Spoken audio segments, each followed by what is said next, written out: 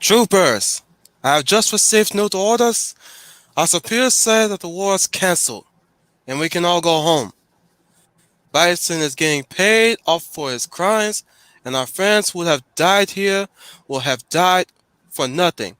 But we can all go home. Meanwhile, ideas like peace, freedom, and justice, they get packed up. But we can all go home. Well, I'm not going home. I'm going to get on my boat, and I'm going upriver, and I'm going to kick that son of a bitch Bison's ass so hard that the next Bison wannabe is going to feel it. Now, who wants to go home, and who wants to go with me? How are you doing, everybody? What's up? This is your Wolf Tank, Wolf Commander Wolf Tan. I'm your werewolf. We're here to do our little tribute to Richard Donner, but at the same time, we're going to be doing our fantasy studio office. So let's step into the office again. Rest in peace, Richard Donner, the most influential director of our time, backed by other writers behind him. Shut up, Trooper. I didn't say anything, so But you were thinking it. You were thinking. no. Actually, I was checking my messages. Yeah, you were thinking about checking your messages. Anyways, so yeah, we lost a legend today, or rather yesterday. We're gonna bring him up briefly, tell us our experience of watching his movie. He is the reason why I got to Superman in the first place. Actually, it wasn't really a comic book; it was actually the movie Superman and many other the sequels of interesting quality, if you will. Of course, that was followed up by the Fleischer animated films, or at least the animated shorts. Then, of course, it was cemented by the Superman the animated series, along with the Justice League series as well, and so on and so forth.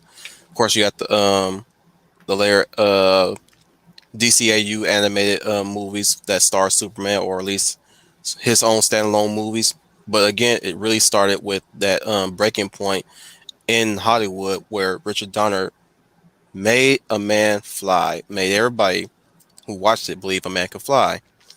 So thank you, Richard Donner, for gracing us with that moment in history.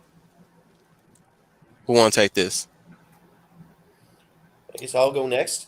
So Yeah. I think Well, I guess, let me start off by introducing the group then, and then you guys will share your thoughts. So since we're gentlemen, as always, we'll start with the lovely Lady of Valor, Leia plus size. Hello, everyone. This is Leah Plus Size, your lovely Lady of Valor, and I'm ready to step us in the office with the DCU EU. But while we're talking on Richard Donner, I will share my memory of Richard Donner. There's so many memories because of the body of work that he had, such as the Omen. For those of you who may have saw it or not, maybe you have, maybe you haven't. My parents did when I was young. I didn't see it. I was a baby. I couldn't see it, but my parents would come home and say how scared they were of it. And then, of course, you have the Goonies, the Lethal Weapon films, where I think he redefined the buddy cop picture, and then producing the Lost Boys, and then helping produce or bring to life the X-Men. But the film that most influenced me from childhood to my life, of course, is Superman the movie, which I feel Richard Donner has, and I talk a little bit about it when the professor put me in his Heroes Inspiration stream. But Richard Donner defined set the blueprint for the superhero movies we see now. That blueprint is still followed to this day. And one of the things that I think I loved about Richard Donner is he took Superman seriously. The studios wanted Superman to be played like a joke or campy like the Batman show, but Donner wasn't having that. He said, we need to make this real, make everything real. I think the word he used was verisimilitude. I hope I said that right. Verisimilitude. And how serious he took that character and bring it to life. He cast Christopher Reeve, an unknown, in the role. Many actors rushing for the part, but Donner wasn't happy with them and decided to take a chance on a very young Christopher Reeve. And the two big parts, his father and Luthor, were played by two Hollywood vets. That system is still used to this day, folks. So when you're sitting down and you're watching an MCU movie or you're watching a DCU movie, the formula is still very much there. I think it really shows in the Captain America trilogy. You very much see that formula from having Tommy Lee Jones as the general in the first film to having Robert Redford and Samuel Jackson, the leads in Winter Soldier, and telling the story of the hero because he understood what a hero was. And at that time, for all of us, it came out a year after Star Wars. So to me, those are the two most influential films. But this man knew how to tell stories, and he took it seriously. And I like to stay on that point because now we don't see that. We don't see that anymore. He believed in it when Warner Brothers didn't believe in it. And he never changed his tone. He never tries to please Hollywood. He did the movies he wanted to make. You know how Hollywood is now. They seem to have a grudge with you if your movies make money, but he didn't care. He made the films that he wanted to make that I feel have influenced us right down till now. He helped bring the X-Men into the universe, and some of the films were good, some of them were not. It doesn't matter. He still was able to put this. So I think he played a huge part in the genre of superhero films. But it all started with Superman, the movie, which I still deem as a classic. Some people may say the special effects are dated, but you know what? I don't care. It's the story that matters to me. And the story is the one that lasts the test of time. And there are just classic great moments in the first Superman. So it is a sad loss because I don't know if we're going to get another him. But those are my thoughts. And now I will turn it over to who is ever next. Next door to Leia Plus Size is the Maverick Hunter Saint, Brian Gill Martin. Good evening, everybody. I hope you guys are all having a great time. And like I've got a little experience with Richard Donner's films as well. I saw Goonies with my sisters when I was really young, so that was pretty cool. I think the one that stood out for me most was probably Lost Boys, on which he was an executive director, I believe.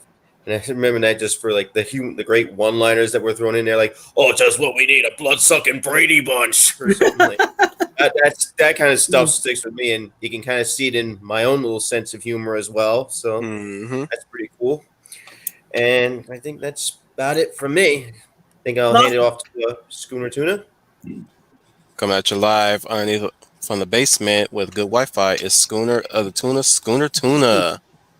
Coming at you live from a secret government facility buried deep underground, but has excellent Wi-Fi. This is Schooner Tuna. And I am. I've been a fan of Richard Donner for a long time. I admit that I didn't. My first movie was actually Superman 2, and then I went to go see Superman 1, and I've loved both those films. And then I find out later that, well, it turns out Donner didn't. He directed some of Superman 2, but then it went on to another director. Apparently, there's a big, like, the Legend of Superman 2 is just as big as the Legend of Superman. I agree. It's pretty hilarious because, what was it? They wanted to basically cut all of these sequences out of the movie, and Gene Hackman, and then they reshot most of it. And what I thought was hilarious is that Gene Hackman actually refused to come back for reshoots.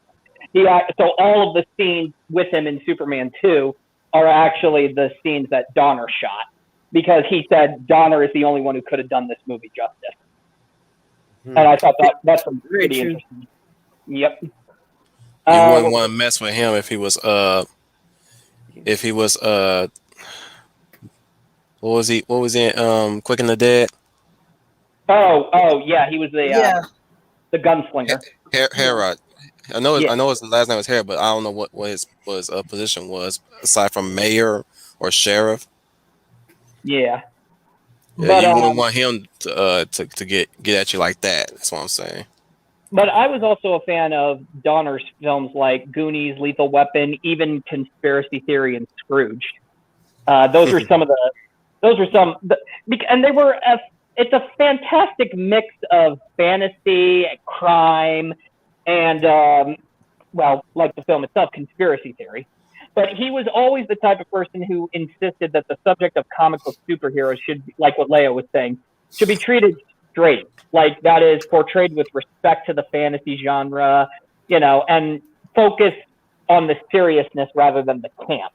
He says, let's explore those truth, justice, the American way, and all that kind of stuff. And it really did usher in the era of some pretty heavy hitters. Like if without Superman the movie, we would not have gotten Batman, Batman Returns, the X-Men. We wouldn't have gotten Batman Begins, and we wouldn't. And I can't believe I'm saying this, but we also wouldn't have gotten Man of Steel. Yeah. So Superman Returns. I was actually leading up to that. Okay. See, Bryan Singer had so much because he was working with the Donners during the X-Men franchise, and when Superman Returns came out, Bryan Singer basically said, "I can't possibly make a Superman movie that's on the level of Richard Donner." So instead, Superman Returns is kind of like his love letter to Donner. Yeah, that's the feeling I got. I got that. Yeah, that feeling too. Because he was saying that because Superman Returns is supposed to actually take place after the events of Superman 2. So it was kind of this sequel / relaunch. Now it's considered commonplace, but at the time that had not happened before. And go ahead. We have parked between us in the middle of the street the man, the myth from Occupy Balmora, Trooper FN 2525. Hey guys, what's going on? It's Trooper FN 2525. This will be a very fun stream. I think we'll have some good times here. As far as the pop cultural context of Donner, we can kind of talk about that a little bit if you guys want. Other than that, yeah, I have a few ideas for expanding DC, but we'll see when we get there.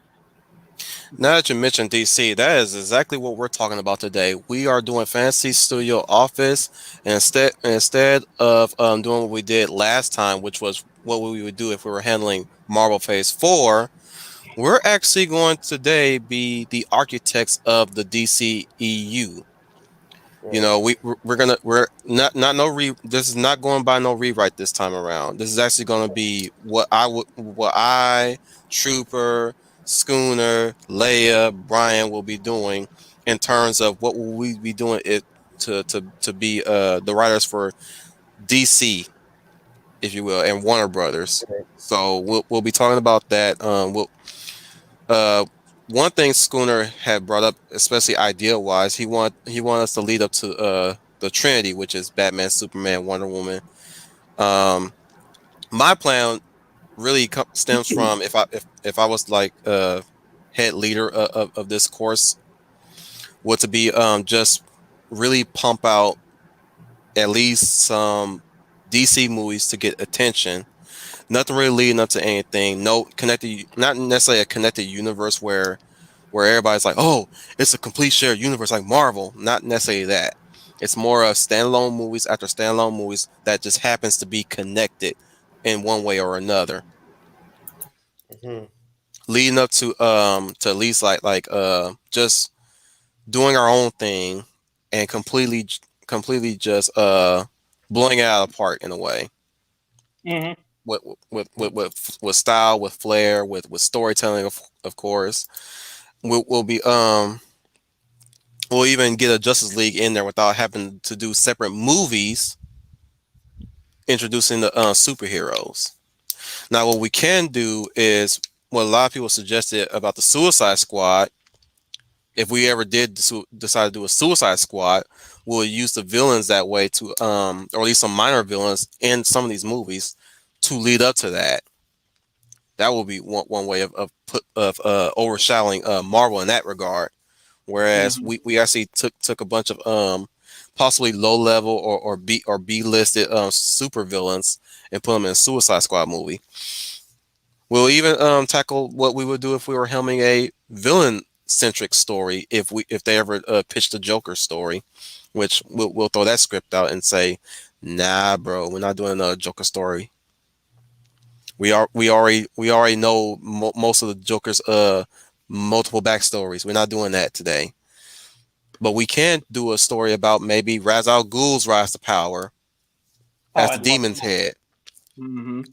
or even a story about Zod's perspective of Krypton and how he came to lead a rebellion against Krypton before he ultimately went to the Phantom Zone.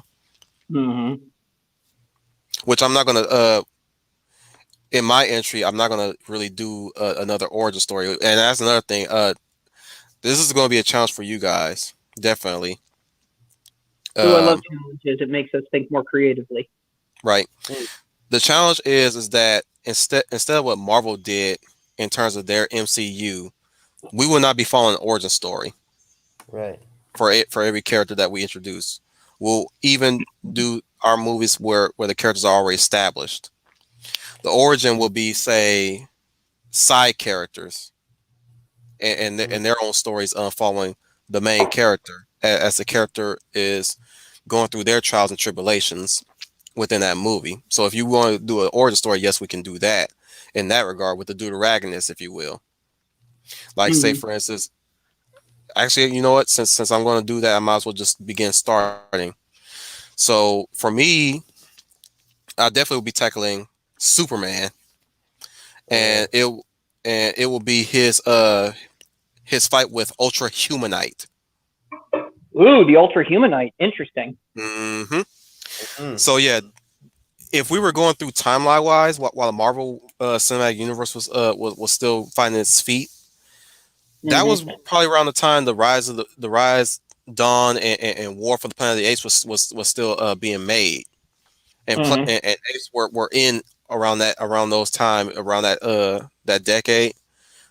So bringing in a very highly hyper intelligent man that morphs into a big brain super ape would have been very what's the word, would have been very acceptable for Superman to fight, and it wouldn't be just about strengths per se. It'll just be ultra humanite. Yes, he's going to be big and bulky, but he'll be super intelligent, but very agile and crafty. So there'll be times where Mm. Superman will try to pursue him, but there are times like Ultra Humanite will have this kind of like this sort of Home Alone sequence, if you will, where Superman's just flying through all of his traps, his Oh, I mechanization, like stuff that. like that. I like He just that. Yeah. he's like Dr. Robotic and Superman Sonic, and he just run, firing guns at him until Uh, you get I have a question. How many years has Superman been Superman in the eyes of the people in this story? for a sake of simplicity, I'll go 20 years. Oh, okay. So he's been Superman for 20 years. Yeah, Okay. at best, I would say he'll be Superman in his 20s, like say early 20s, mid 20s maybe. And Lois will be introduced to us as Lois of her mid to late 20s, maybe older than Clark, maybe age her up a bit. What? Yeah. What I mean here. Let me be a little more specific. How long has Superman been defending Metropolis? 3, 4, 5 years? Okay, Hmm. so simplest answer will be 5 years Okay. as Superman. And so far, we only get one mention of Lex Luthor, or maybe a brief cameo of Lex Luthor. He is not the main villain. Yeah. He's a sub villain. So what I want to establish for Lex Luthor is that he's this tycoon, almost in the same vein as Xanatos, if you will. This Okay. humanitarian tycoon that harbors a darker edge to him. Okay. Right. So I'm cherry picking from Smallville, because Smallville would have been around this 13th season at that Right. point, or 10th Yeah. season. So Yeah. I'm cherry picking the friendship between Clark and Lex Luthor from there. So they'll start off as kind of like semi good friends. They kind of have shaky ground. You don't really get the answer to why they're on shaky ground yet until we get to the sequel. If I ever do decide to do a sequel and it explores Superman taking on Lex Luthor, and the main villain and the powerhouse villain of that episode will be Metallo. Okay, Good choice. that's a great So choice. so first things first, he'll take on a super genius. Just I don't know Ultra Humanite's real name, so I'll just call him Justin Stingberg or something like that. Who later discovers that there's this sort of rock that holds kryptonite in it. Because Superman's been operating for 5 years, hasn't been contested yet completely. Oh, I can already picture the opening of this movie right now too. It could be because where do we get all of our information from? The news. So it could be a news report about Superman, the humanitarian, how he's going around saving everybody, and how he's inspiring good deeds around the world. Saying like, then we can say that Lex Luthor is providing charity benefits and giving giant checks to the police Justin's department. villainy is fueled by his rivalry with LexCorp. So his let's go with the Green Goblin storyline with him, where his company is on the decline while LexCorp is on the rise. Yeah. So he happens upon a meteorite that LexCorp was about to procure. He was going to procure himself because he discovered it himself. LexCorp got in the way. So he sends a group of guys to pilfer the meteorite. Superman jumps into LexCorp. It's gonna play out that same episode where Kryptonite is introduced in Superman the animated series, right? Yeah. Right. So he's bombing. He's doing good in the fight for a while, but he stands near the Kryptonite. And that's where they kind of get a bit of the drop on him until Lex come in and help him out. And he's like, Superman, you could have took you. Yeah, I recognize that voice, right? Superman, you could have taken those guys out with a flick of your finger. What happened? I don't know, Lex. Just felt weak for some reason. Lex will be played by Clancy Brown, by the way. Oh, you're gonna have him play Clancy Brown's gonna be Lex Luthor? Yep. Ooh, I like this already. Cause look, here's where I'm standing right now. Clancy Brown did the voice, right? Mm-hmm. I would have loved to see him wear the suit with the bald head. Man can look good bald too. You seen him as Kurgan with his bald head. Yeah. Tell him you cannot have seen Lex Luthor. Not Lex Luthor back then because his eyes was pretty wide back then, but him as his age now. Sort of, or at least where his age was going around that time. I could even see old man Lex Luthor. Yeah, but yeah, like that's where we established that Kryptonite affects him, and even Ultra Humanite. I'm just gonna keep calling it Ultra Humanite because I'm not gonna be consistent with the new name that I gave him. So Ultra Humanite is spying and noticed that it was the rock that harmed him. Like nothing else was in that area but the rock. Especially when the Crooks took it. When the Crooks took him away, one of the Crooks that's actually pretty good too. When the Crooks are running back and reporting to the Ultra Humanite, they said we don't understand. Superman had us dead to rights, and yet he just stopped. And the Ultra Humanite is going, now that is intriguing. Yep, and he looks through the cameras, and like the moment one of the Crooks takes away the rocket and makes off with it, Superman gains his strength back, beats the crap out of him. They manage to retreat. You know what I'm saying? And that's where he connects the dots, and that's what will be set up. He'll be experimenting with the kryptonite. Unfortunately, the kryptonite and the experimentation that he's going through affects him in so many ways. He's going through gene therapy. He's experimenting through gene therapy with the apes. One of the apes will be named Mala. Oh, Monsieur Mala. I like it. Our first candidate for Suicide Squad, by the way. And a beautiful little homage to the Doom Patrol. Yep. So we'll be one of the apes will be Mala. he was the only survivor of the gene therapy, whereas the rest have perished, which will give him his villain motivation when we kind of I would say we can save him for a Flash movie. He Mr. will not. Mala, or Yeah, Mala. Yeah, Mr. Mala. which would actually Now, be really interesting because if it shows that Mala is having a wide range of intelligence, then he said, like he could say in passing in dialogue that it's increased the intelligence of this ape Mala, and they're like going, what is he learning? French. yeah, Humanite will say that. Definitely, he'll say that. He'll also have a supercomputer, which will later become the brain. Oh, I Or at love least, it. I don't think I'll have him as a little brain in a jar, though. I No, don't know. what if the brain, what if Humanite wrote the AI program that was purely from his intellect? So it was on his thought waves. So he could say, "Good morning, brain," and the brain could actually be like an acronym for something. Bionic with robotic, Whatever. you know. Yeah, Yeah. yeah. So it You would want be me to get you up to speed, Leia? I think I have an idea, but of what you're saying. But you could go ahead briefly tell me. You're starting The the DCEU ideas. with Okay, with no, Superman. okay, you're starting with Superman. Go ahead. You can catch me up. I heard some of it, but you can go ahead and catch me. So Maven will be Ultra Humanite. Will not be Lex Luthor. Lex Luthor will be introduced by friendly Jesh.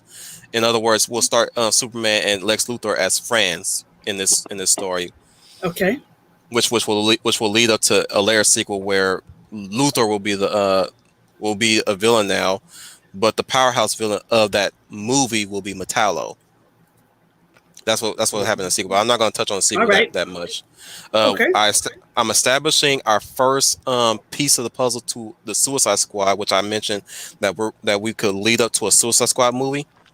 So Mm-hmm. our first connection to a build up of Suicide Squad will be Mr. Mala.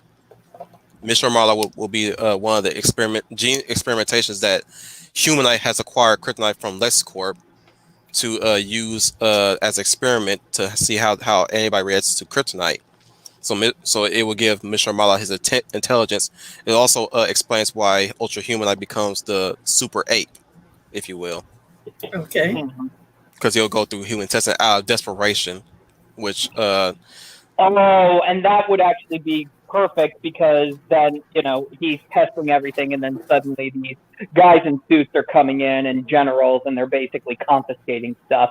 And he's like going, mhm, "What are you doing? This is all my research. What have you done?" And, this is where we can throw in again a bit of subtlety saying that his stock people are, well, no, not stock. He says that finances are just no longer there. And Humanite's like going, "Wait a minute, what are you talking about? I've paid, all my dues, dotted my I's, crossed my T's." And it and it, turns out that his financiers or his board of directors had embezzled the money. right. And So now we'll he get and that. now and now he's left himself wide open for a hostile takeover of another company. And who's the biggest company in Metropolis? LexCorp. Right. Who is the deuteragonist that we are focusing the sort of origins aspect of this Oh, story? we got the Ultra Humanite, but we also got Monsieur I'm Mala. asking myself this. Oh, okay. Okay. So drum roll. Jimmy Olsen. We'll be introducing Jimmy Olsen in this movie. So we already established that Superman and Lois are operating in Superman's career 5 years. I didn't really specify how long Lois was operating the Daily Planet. Mm-hmm. Let's go with 18 years or something like that. You know. Which would actually be perfect because Jimmy Olsen's an intern and he's coming in. Yep, and And that so, will be. so no Perry White.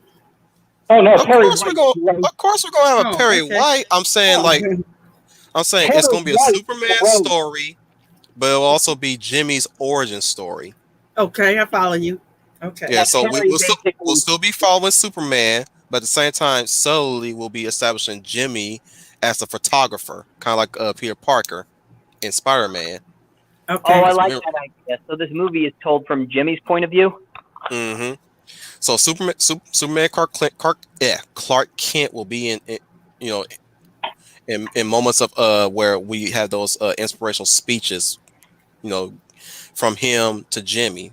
Like there'll be a scene where Jimmy was there with Lois at LexCorp, where Superman was getting his ass handed to him by a bunch of crooks because Kryptonite was right there. Because that would be the MacGuffin The to MacGuffin plot. I like it. the MacGuffin plot. Yeah, thank you, Schooner. No problem. So that would be the MacGuffin to the plot itself. Jimmy felt like he did nothing in that in that whole event. Like he tried to bump one of the crooks, but he gets leveled for his troubles, and of course Clark has to sit him down and say, hey, you did what you had to do to protect Superman, and that was good enough. You know what I'm saying? Something to that effect. He could say, he could say, I'm sorry, Superman. I thought I was helping you out. And Super's like saying, don't blame yourself. Something else was, yeah, that would actually work too, especially because in this version, are we going to say that Jimmy's a bit timid? Yeah, he's gonna be a timid. He's gonna be the sort of Underdog. Yeah, Peter Parker XB with a bit of timidness to him. That's what it's like. Like he the scene plays out. He walks up into the office looking for a job, brings his portfolio in as a photographic journalist, right? Mm-hmm. Lois is the one that gets him through the door, much like Elizabeth Banks' character in The Spider-Man. Mm-hmm. Oh my gosh, that would be brilliant too, because that would be the moment. I could totally picture this too. Jimmy's coming in to apply for a job, and Lois's former photographer just basically is packing up his desk and saying, "No way, I'm not going on any more adventures with you, Lane. I nearly died." And she's like, "Oh, come on, don't do this. Don't do this to me now. I need you more than ever." And he just walks right out, and Lois looks at Jimmy and says, "Who are you? I'm here about the job."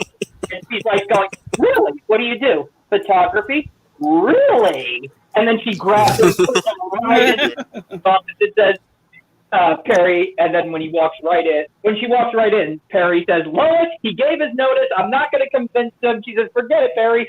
This is the new intern. He's a photographer." Right, you're hired. Come in here. Commander? Yes, I'm ma'am. sorry, Schooner. I just want to say, it sounds like you're flipping the Metropolis scene. I'm sorry to go back to Donner, but it sounds like you're flipping the scene when Clark Kent arrives at the Daily Planet in the Donner version. How keen are you? That's what I was about to mention. I was like, it's gonna be. It's basically just a callback to Donner's Superman with the Daily Planet in that regard. So again, I'm not gonna say who I'm gonna. I won't say who I'll cast because we wouldn't know who we would be able to cast around that time. Whoever is coming up. I mean, obviously it'd be a guy who looks just like Free Superman because he's now He's always been the template for Superman at this point. There's no substitutions anymore. There was never any substitutions. No refund. So it will definitely have to be somebody who can really look like Superman. Now I wouldn't go the singer route, which is ape everything from Donner's Superman. Like he will look like Reeves, but he will still have. Let's just say this: he will still have that aspirational Superman feel to him. And I'm not going to be leading off like, well, this is my Superman. No, it's going to be like if I were to go anywhere with what I'm saying, it will be me actually taking inspiration from the Fleischer animated shorts. Okay. I also like the fact that we're going to meet, that we actually meet Superman, not as Superman, but as Clark Kent first. I like that. Especially if we're going from Jimmy's point of view, because Lois drags him into the office, says, he's a photographer, and Perry gives this like very like simple job interview, and by the conclusion, he says to Jimmy, "You're hired, and may God be with you." So Perry. Scooty, that's great. I like it already. Commander, I have a question. Yes. When you're Yes. thinking about casting for Superman, do you want your actor to be able to be believable as Superman as Clark Kent? They have to I- do I- both. They will have to definitely do both. It will be a challenge, but yes, that's one thing I must stress when it comes to casting characters for superheroes, because they have to be able to wear the mask and be the man at the same time, or in the case of Wonder Woman, be the woman. So Right. you have to really see the separation there, which can be difficult. And both Kevin Conroy, Tim Daly, and even George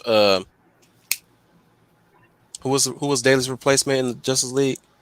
Oh, George Newman. I think so, I think it was George Newman. or Newborn, something like that. Newman. Yeah, they were able to like I said, they were able to separate the man from the mask. Mm-hmm. You know, Because that's you the have to be. problem. Go ahead, Continue. Leia. No. You're telling the. Then I'll add. Go ahead, continue. I don't want to interrupt you. That's basically the one thing that I want to impart, especially this goes for everybody who's going to contribute to this stream today, is that the actor needs to be able to do both the mask and the man. Hey, Victoria, you're the only one here. Woohoo! So now we're performing a show for one. That's cool. That's cool. Pretty much. I'm just glad you got all five of us are here anyway. So Somebody It's- will get us on the back watch.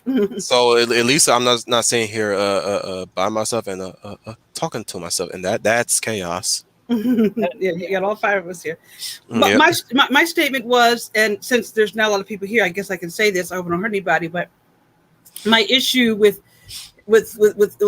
Snyder's Superman is that I don't think Snyder did a very good distinction with Cavill as Superman and Clark Kent. Yes, Cavill is hot of hotness, but that hotness has to be toned down when he's Clark Kent. And I just wish that Snyder had saw that instead of playing hot all the time. Snyder should have Look at them pecs. Well, that's yeah. exactly. He was basically playing Henry Cavill as Henry Cavill Clark Kent. Mm-hmm. Exactly. And that's the thing that we got to get with our Clark Kent, because Sadly, he only became Clark Kent in Man from Uncle, but with Yeah. a bit of a Han Solo flair to him. Yeah, but which, by the way, I'm like, Henry Cavill can act. Okay, Yes, I've seen I Witcher. agree. I saw Man from Uncle. He can act. I agree. You just gotta let him. You just give him a little bit of free reign here. You got to get a good. Go ahead, Scooty. Yeah, you gotta give because what made Reeves' Superman so good was that Donner was willing to let Reeves do the part his way. So it didn't, and with Tim Daly as well in the animated series. So when you cast your Clark Kent, you got to be willing to give the actor a chance to put their own little spin on it. And that's what Donner did with Chris Reeve. When Chris was able Let's to get back into the topic at hand. Oh, okay. Sorry to get off the train. But I just wanted to make sure, because I think you could get some cute scenes. When you describe your scene in the chaos in the office, what you just described to me, I have to really. I just want to make sure that Clark Kent was sort of the bumbling goofball they think he is, versus him just being the hot guy. That's all. But Which would actually again, work. Which would actually work too, because when Lois pulls Jimmy out from the office saying that we got our first mission, who does Jimmy run into? It would be Clark Kent. Yep. And Clark Kent is like going, and to Jimmy, Clark is almost like kind of a mentor to him, despite the fact that he's, playing this bumbling guy. He's like going, like saying, "Whoa, you okay there? You okay there?" Helps him up, dusts him off, like saying, "Are you okay? What happened?" My thing would be for Jimmy to comment on how tall he is. Yeah. Okay, that works. Yeah. Kind of like play a joke off of the fact that he a lot of people like to say, oh, how people cannot understand that that's really Superman disguise. Oh, Like, I never bought into that. I mean, they always make jokes about that, like saying, "Oh, come on, Superman wears glasses. Superman doesn't wear glasses. Clark Kent wears glasses." I mean, it's the whole point is that Clark Kent is supposed to be invisible, but what I notice in almost every incarnation is that Jimmy really is is the only one who kind of and Jimmy and Lois kind of more or less acknowledge his existence. Mm-hmm. But yeah, that's my points there. We're at the 40, so I will start with the conclusion, which is of course we know Clark has Humanite on the ropes.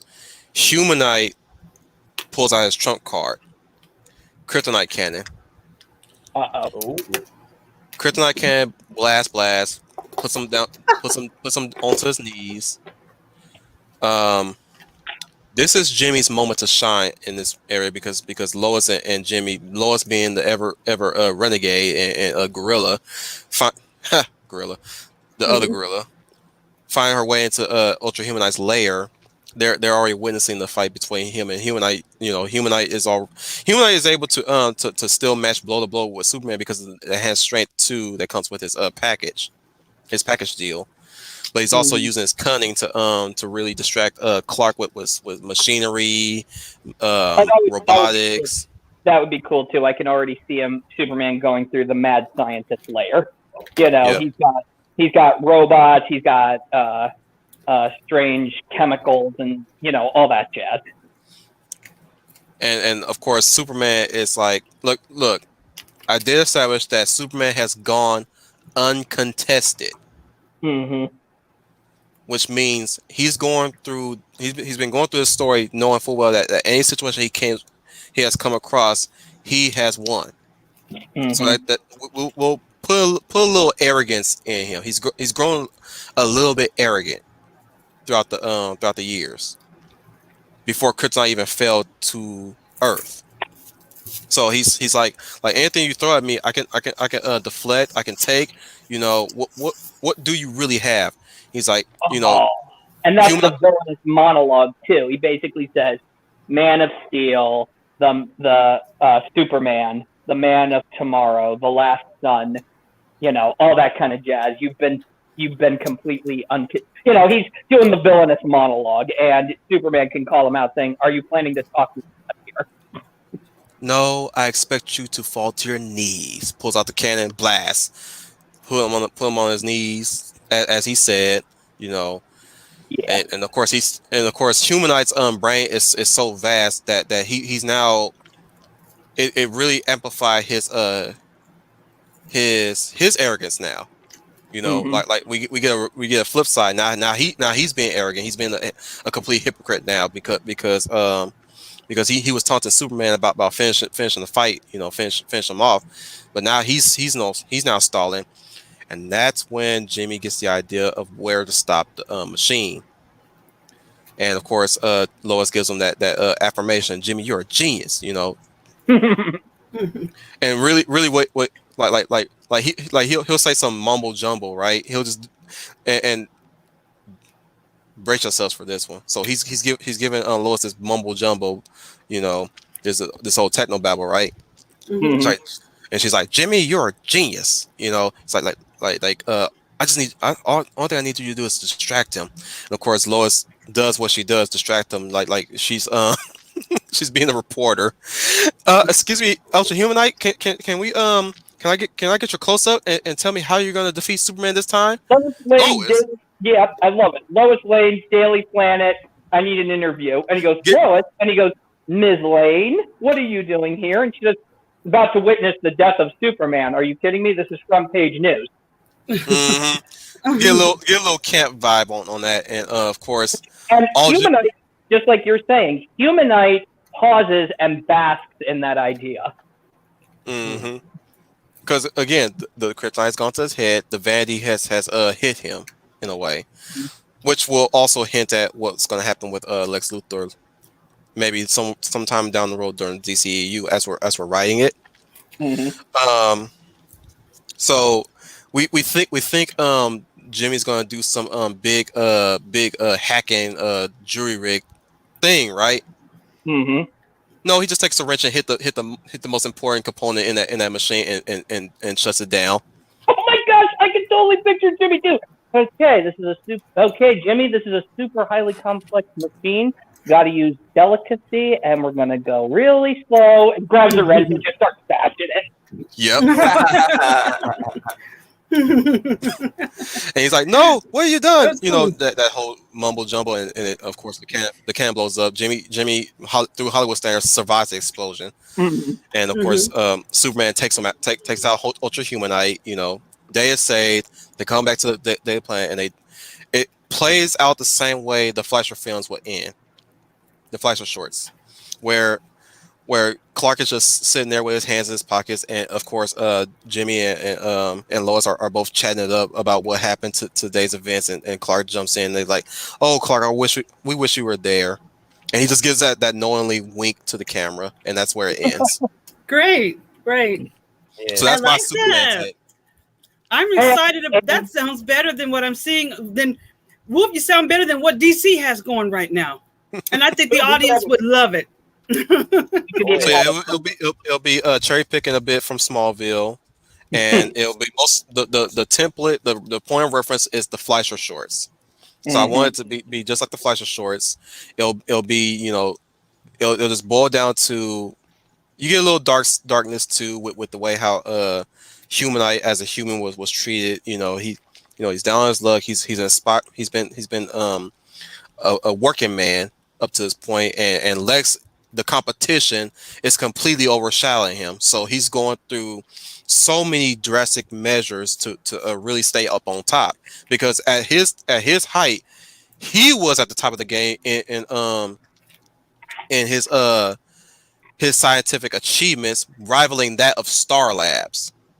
And we'll definitely get a Star Labs mention with Professor Hamilton as well. So I can already see that too. When they're coming in and they're seizing everything, and he says, "You can't do this to me. My name is, you know, whoever we decided to name the Ultra Humanite." You know, I don't know his real name. He's got a real name, but I just don't really know much about Ultra Humanite. But he says, I've been the head, he says, I graduated with high honors here and there. My family built this company when stuff like LexCorp was barely past its, when it was barely past the bank loan, barely past bank loans or something like that. And says that, you know, I once turned down working for Star Labs.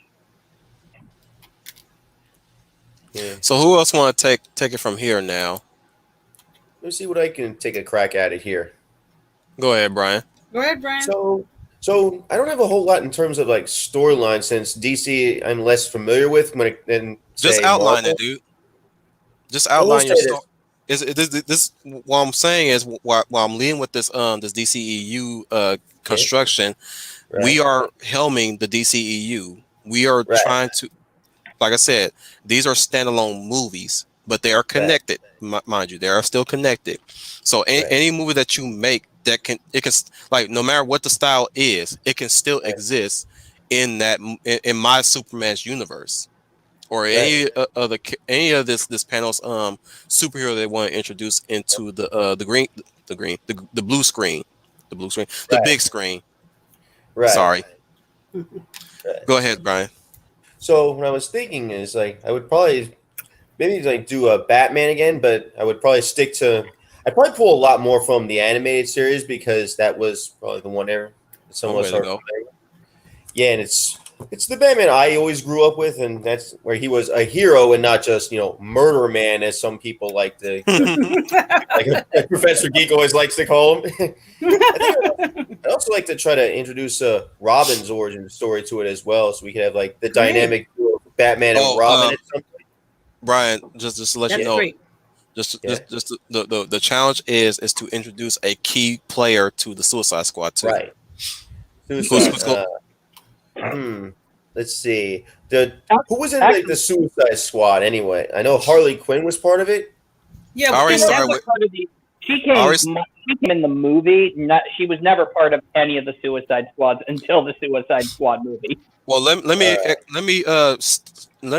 set this straight. Set the record straight about Suicide Squad. Period. Suicide Squad is not who is part of the Suicide Squad. They're not a superhero team. There are a task force of criminals that gets randomly Right. selected. That's why I Right. put Mr. Mala in. We're not, founding members are usually Rick Flag, Captain Right. Boomerang, sometimes the Riddler, or even Right. You know what? You know what? When we have for my Batman, why don't we have him fight the Riddler first, and then we can introduce him later, and we can bring the Riddler back for the Suicide Squad. yeah. And then you're bringing that up. Good call. Because we never really see the Riddler utilized too much. It's always the Joker or whoever. Like, Yeah. who's gonna, Mhm. You know, Well, they stay on the apparently Joker. in this new movie, we're finally going to get the Riddler, and I'm just like, yeah, they're going to screw him up. Yep. Yeah. Mm-hmm. Yeah. This Duct, is, it's they need duct to get. tape, man. Oh yeah. But Go I ahead, also if you want to continue, Brian, but not to rain on a wolf, but I think also the idea of introducing Robin wouldn't be bad as well, because no one's ever really gotten Robin right except from the cartoon that you speak of, Brian. I Guys, watched I that too. did mention that these superhero movies won't be an origin story for the superheroes. It can Right. double as an origin story for the side characters. Which actually makes it perfect because it's told from Okay. the POV of these characters, so we're seeing them That's through. why Which I wrote Jimmy the way I did. Which makes Robin the ideal candidate. That's why I Right. wrote Jimmy the way I did, because it's his story. Yes, first and foremost, it's still a Superman story, but it has a story within a story. Mm-hmm. Right. Well, I was thinking like that with Robin, bringing him into the world, Batman through his eyes, and fighting the Riddler through his eyes, perhaps. That would be a good idea. Just like in Batman Forever. Yeah. Which could actually be interesting. saying I mean, just do like- you want? Go Do ahead, we sorry. want Robin? Do we want Robin's parents to be, connected? The death of Robin's parents. Do you want it to be connected to the Riddler, or is it just like Batman, a random crime from a bad person? We could do either or, really, because both will be very interesting. You have to if decide, done well. Brian. You're the one writing it. Yeah, I think we probably You gotta just. decide. Remember, there's this one criminal in the comics that's normally connected to Robin's parents dying. I think we'd go with him. Maybe we could introduce him maybe in a different movie rather than the one I'm thinking of. Okay. Mhm. Yeah, we could. Well, I was thinking, what about Something Killer Croc? Oh yeah, He started off so that Killer Croc started off in a circus as a circus freak. So maybe there's here between Killer Croc, Robin's parents, Fallout, whatever, That's and great. Croc. It's a great idea because Croc was a circus performer before he turned to crime. Right. And so- Oh, that would be perfect too. Yeah. So give us the details of how you would write Batman, Jim Gordon, Alfred. I think at least mostly I would try to stick to the iconic versions of those characters, and we see because everybody these days is always trying to go dark, edgy, and shit. And I want to kind of remind everybody that Batman is a hero. He's not some crazy lunatic in a cape. He's not the. He wants justice so that what happened to his parents won't happen to other people as well. Exactly. Agreed. Batman is not insane. He's hyper sane. He's a lawman. Let's start off with the tenure. How long has tenure. Batman been operating? What would be what would you say about 5 years or so, or is that too long? Much like what I did with That Superman. works perfectly. It coincides with Superman. Mm-hmm. Yeah, so we'll go with I that. think we can name this if we were to name this a phase, it'll be 5-year phase. That'd be a good idea. Where every superhero was operating at the same time around 5 years. Yes, we want our 5 years to make sense, not best. like another movie. Exactly. You will not be mentioned here. We do not say that name here. This is a safe place. Right. Right.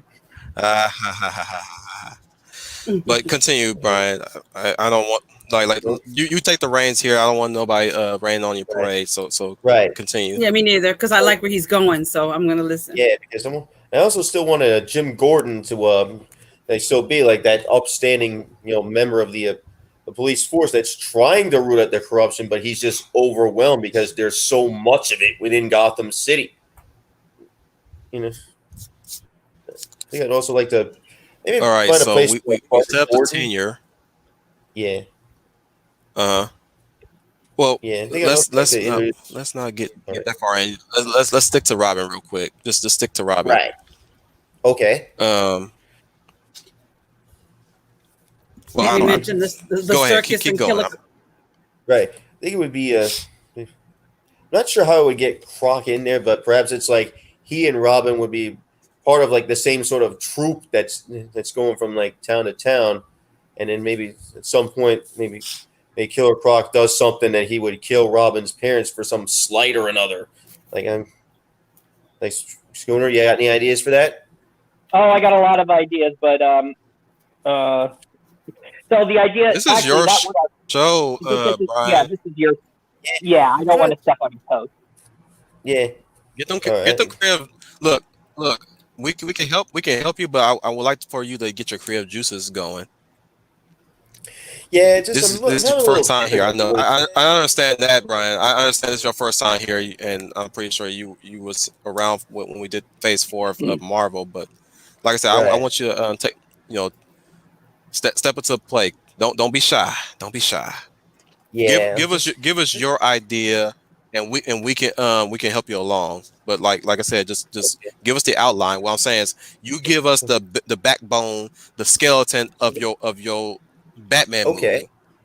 I will say this. I will say this. I like the fact you're keeping Batman true to his origins of a superhero and not crazy. So thank you for doing that.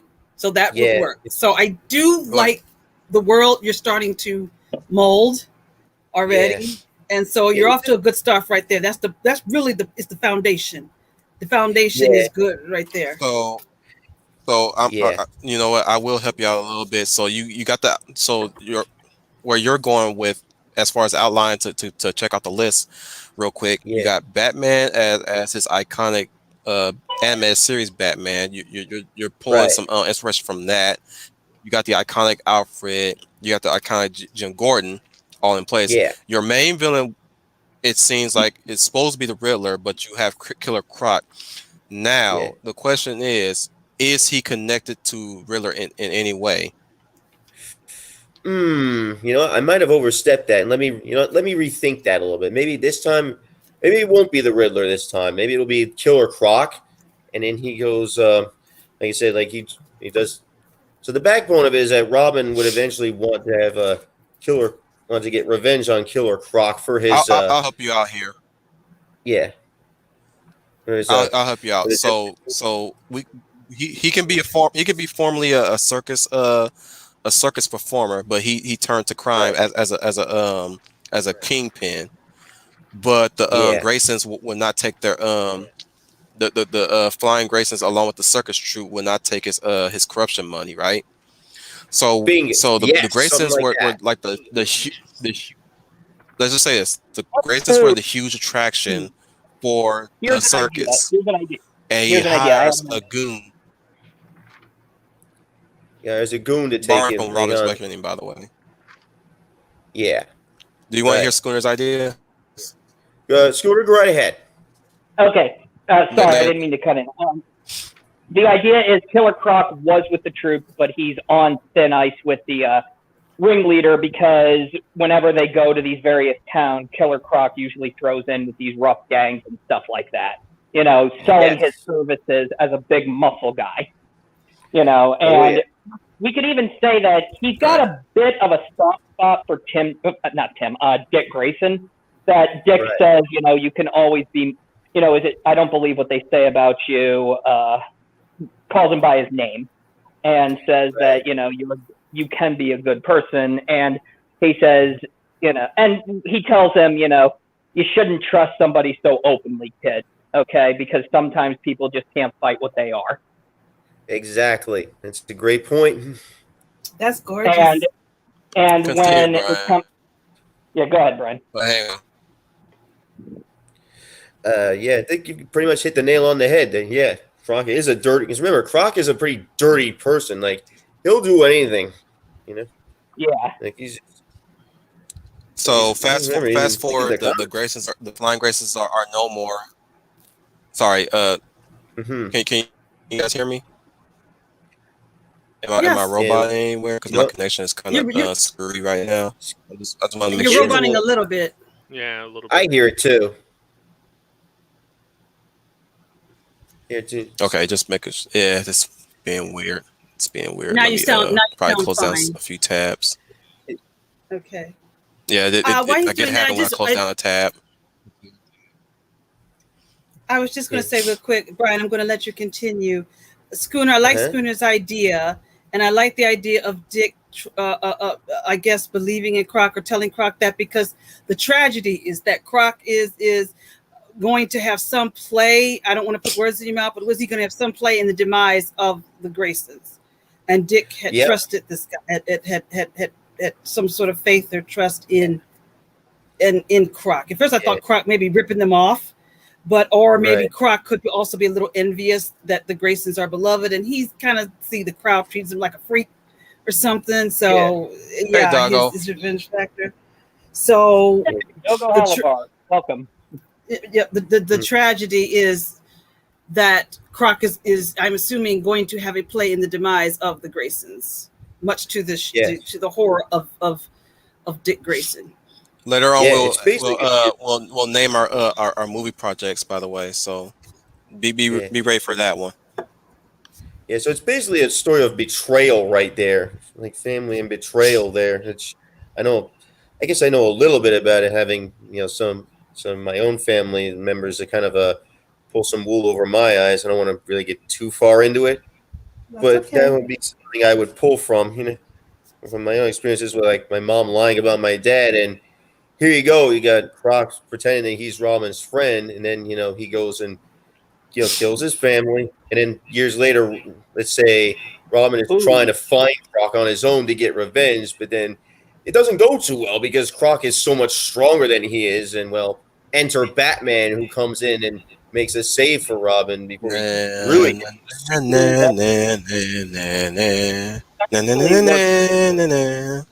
pretty much. Can I float an idea? Because you said you wanted to work. Right ahead. You said you wanted to work Riddler into this. So the idea would be is that what if Riddler approaches Killer Croc saying that he needs to hide some illegal things within the circus, and he's heard of Croc from various other criminal networks that, whenever the circus isn't, it's the perfect cover, he tells them. The circus is here, you do your illegal Played activity. by Jesse Eisenberg. Yeah. As the Riddler? Idea, Jesse Eisenberg as the Riddler? Mm-hmm. Really? Well, I'll be quiet on that. Or what about Jim Parsons? Well, they gotta be able to be subtle with the Riddler, because Riddler's Rowan Atkins. Oh yeah, we can't do like a Jim Carrey Riddler because that guy is just way over the top for it. Yeah, we don't want that. Right. That's why I said Rowan Atkins. Yeah, that's a name I've heard floated about, so that would be a good idea. He was he's Mr. Bean. Yes, I was saying yes. Because the Riddler is intelligence with the idea of the Riddler is that he's in love with his own intelligence. He feels that that's why he likes to cast the riddles. His ego. Yes. And all the villains do not like Riddler. Right. Nope. You never know what the guy's got up his sleeve. He's sneaky. He comes up sneaky, subtle. You always got something back there, Exactly. So the idea that I was saying is that he says to Killer Croc, I've heard about you and, your illegal activities and how it's the perfect cover, and I have need of your grotesque services. That works. Works for me. I'll roll with it. The Flying Graysons discover this, report him to the ringmaster, and Croc is basically, they throw him out. They basically say, you're done.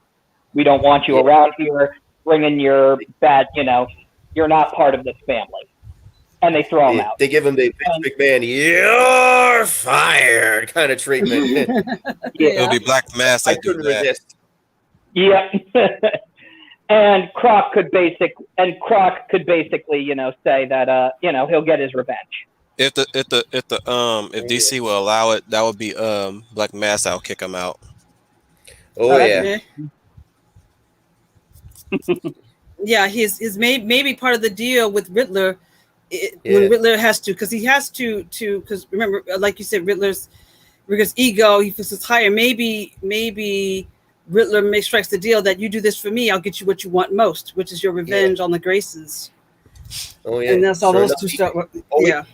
He gets it all right. Like maybe you say like during the performance, he say that Croc sabotages the rope for the trapeze, like in the stories, and that falls as Robin sees him in the darkness, but then Croc gets away before he can do anything about it.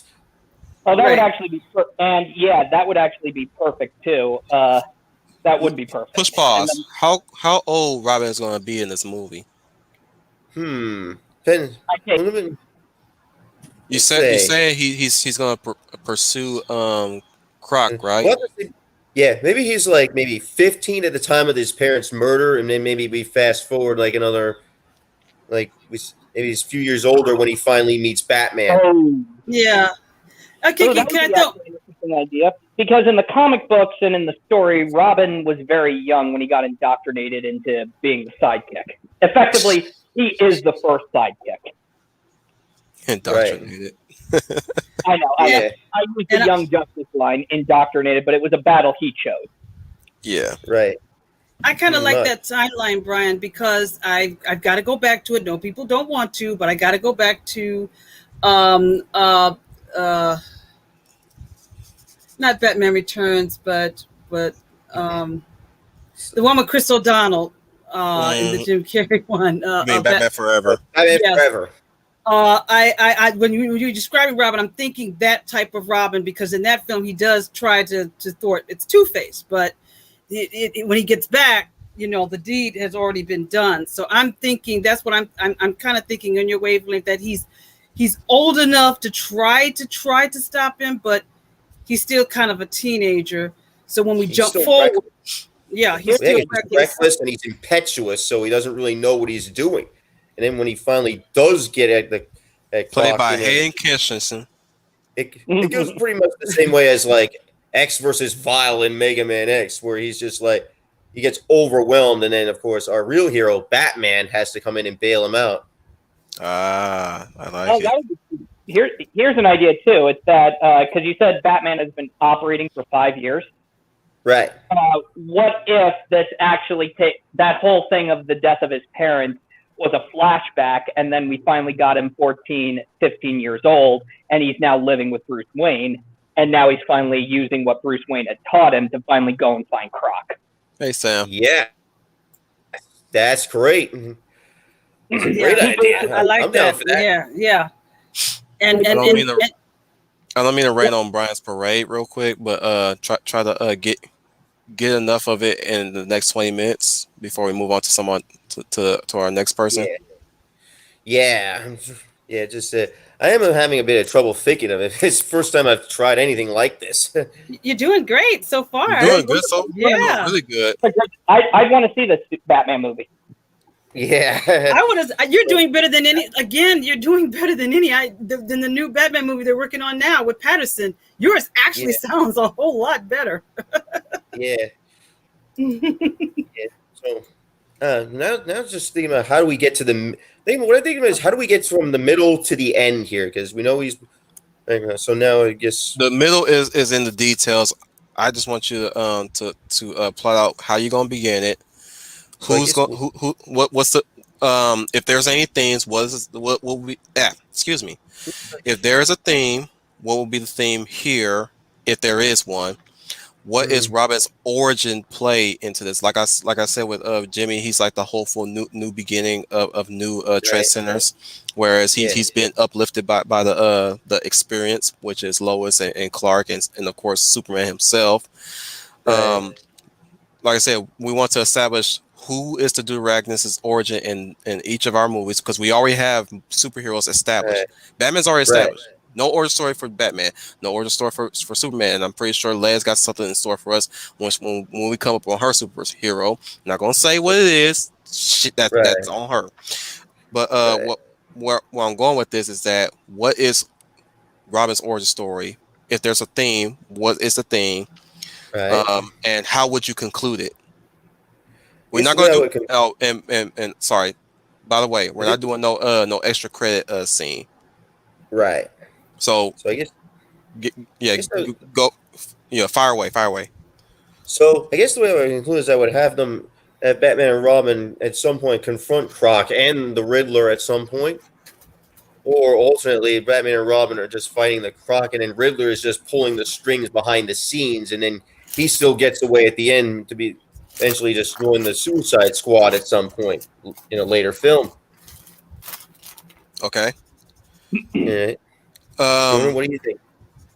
Before we move on, what would be the relationship between Robin, Jim, Alfred would be like? Or at least we're talking about the Man in the Mask, right? So what is Bruce's relationship to Robin? What is Batman's relationship to Robin?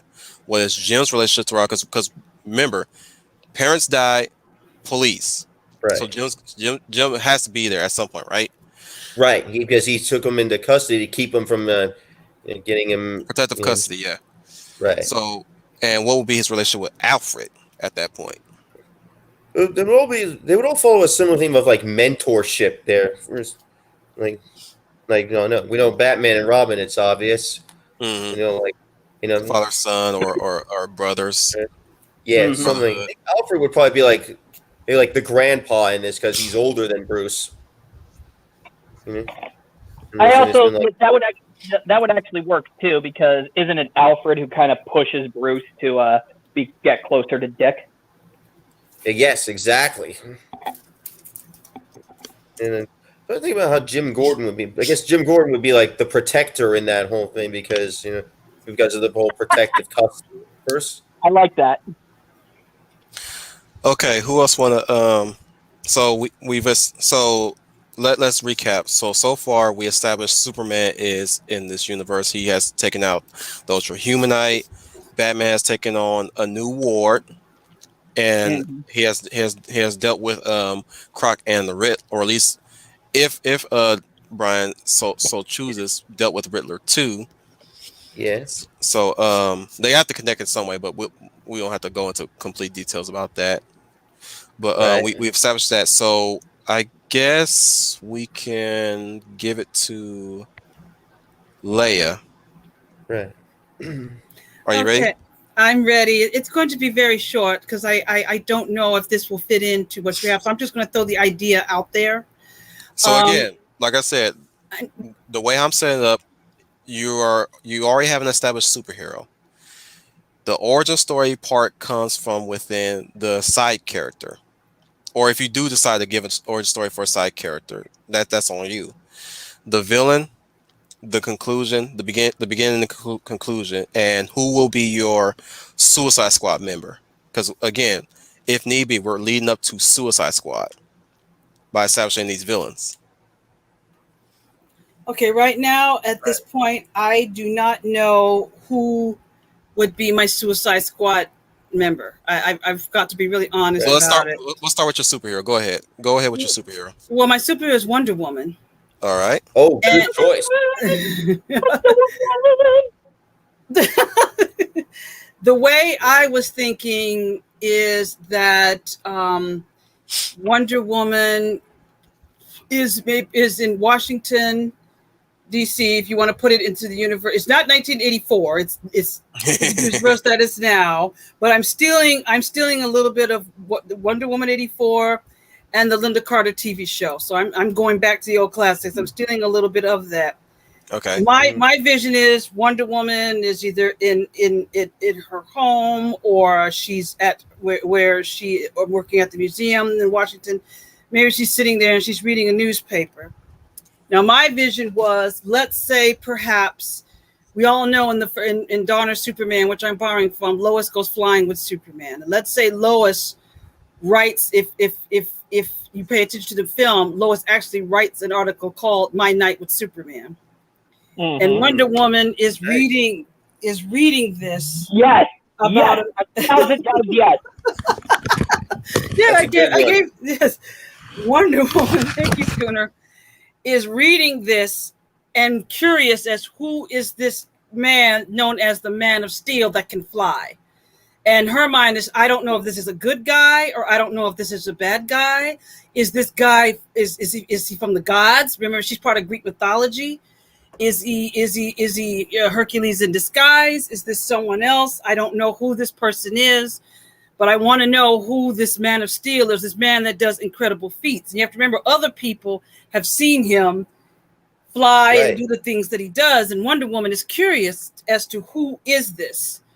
So my image is that somehow, and you can fill in the blanks, but maybe there's a museum event going on in Metropolis, and she can take either her invisible jet or she can fly there, and she's going to go to this event and try to see if she can find out who is this Man of Steel. Because in her mind, I'm thinking at first she thinks he's not a good guy because she's faced a lot of foes. Now, we can bring in right now, I don't know who to bring into the Suicide Squad, but let's say somebody in the Suicide Squad is out there doing some crimes or something. Could be Cheetah. And okay, thank you. Yeah, it's Cheetah that's doing these things that Wonder Woman is taking upon herself to do, but also, like I said, she's curious. The idea of my mind was her meeting up with the Man of Steel, but because she doesn't know who he is this man good or is this man bad? You know, I don't know if he's, or maybe she thinks Superman and Cheetah are working together. Or anything on that line. Yeah, she doesn't know, but she needs to find out who this guy is, and maybe she's at some party or some event. Maybe Lois is there at the event to cover for the planet or something, and she's there, and she starts asking questions about some way Diana Prince can get the intro out of him. Like a better plot than Batman v Superman. Yeah. Anything's a better plot than Batman v Superman, honestly. Thanks. And yeah, that's what I was thinking, that maybe that would be a better plot. But my idea, or if you want to bring Bruce Wayne there, but since we're not focusing on heroes, we won't go into that. But I'm thinking maybe he makes a cameo appearance because if it's a museum or charity or something, Bruce Wayne has got to be there because it's money. But her focus is dealing with Cheetah. But I want to know who this Superman is. Is this Superman, or is he from the gods? Did the gods send him? Because she's part of. I like what Leia's saying, because she's actually wanting to find out whose side is Superman on, instead of just what we got in Batman v Superman, where Batman is basically out for his blood. Right, right. So that's the idea that I'm going on. If anybody want to add info that they can, but the idea that I was thinking was that she is there to find out who Superman is. And I haven't thought of the moment where she sees him. And I wanted to think that maybe she sees him flying and still trying and finding out, who are you or whose side you're on, or maybe she's battling Cheetah, Cheetah gets away, or maybe Superman comes in and spares Cheetah when Wonder Woman wants to take her out, and here he comes in and she's not sure who he is. I think Wonder Woman should have a clear distinction of right and wrong, and she doesn't. I don't think she would want to. I don't think she'd kill. Okay. But because the story that they always say, I don't have a rogues gallery because when I take care of my villains, I take care of them. That's totally been misrepresented. It's that she doesn't have she has a wide rogues gallery of villains. Right. It isn't only until recently when they started say, let's have her do more. I mean, this could be like one of those Hercules or Xena type deals where she's dealing with a god and a goddess, and or a goddess, and Cheetah is kind of a secondary bad guy. Yeah, see, that's what I was thinking too, because I was thinking also, see, I would not want Ares dead. No. I would want, as you say, I was influenced by Aries on Xena. I was really influenced by that portrayal of Aries. I liked that portrayal of Aries, even though the actor is passed on, which is really sad. But I liked the way Ironically, his name is Kevin Smith. Yeah. Yep.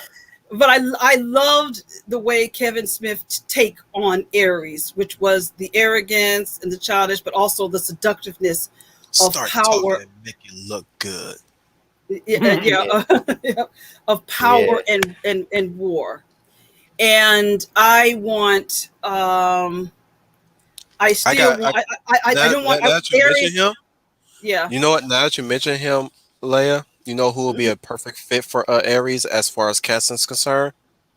Go What's ahead. that? Kevin Sorbo. Good choice. Good choice. Great choice. Look, she knocks him into the crater, right? He emerges from the crater disappointed. Yeah, that's perfect. Yeah. I love that. I love that, and that's the good first time for him to come out, because in the first Wonder Woman, I couldn't take that. I will destroy you. Oh, that got to go.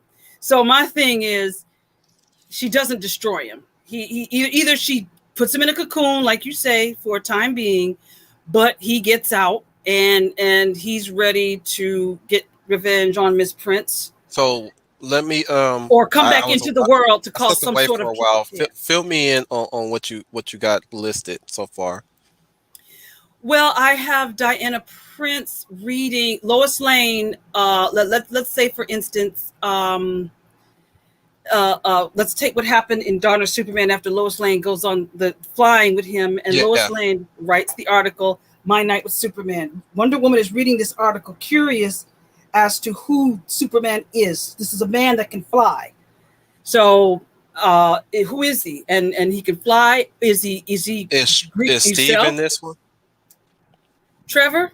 Yeah. See, that's what I was thinking about too, that somehow my thought was Ares makes some sort of deal with Hades, or the god of the underworld. Let's say the god of the underworld still exists, and Steve's soul is somehow trapped in there or something. Okay. And he needs some bargaining chip with Diana Prince, and he knows Diana Prince Achilles' heel is Steve Trevor. We don't want to borrow too much from the DC EU current, by the way, guys. How long has Diana been Wonder Woman in this movie? Yeah. Since she is immortal. 5 years. We're going 5 years. Okay, because I'm thinking she's immortal. So I'm like thinking I said earlier.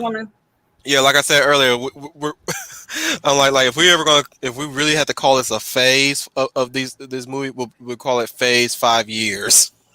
For the 5-year phase. Not like other people's 5 years. We don't want to go there. You all know what I'm talking about. We're not that kind of 5 years. What I'm describing is 5 years of tenure for each superhero that we do a movie about. So Superman gets 5 years, Batman gets 5 years, Wonder Woman gets 5 years, whatever next big superhero gets 5 years. Everybody gets 5 years. I'm kidding, but you can set whatever year she could be operating prior. Like you going for the immortal Diana, right? Yes. I'm sticking with her immortality. Okay, but it's gonna be a good build up to a Justice League movie when you think about it.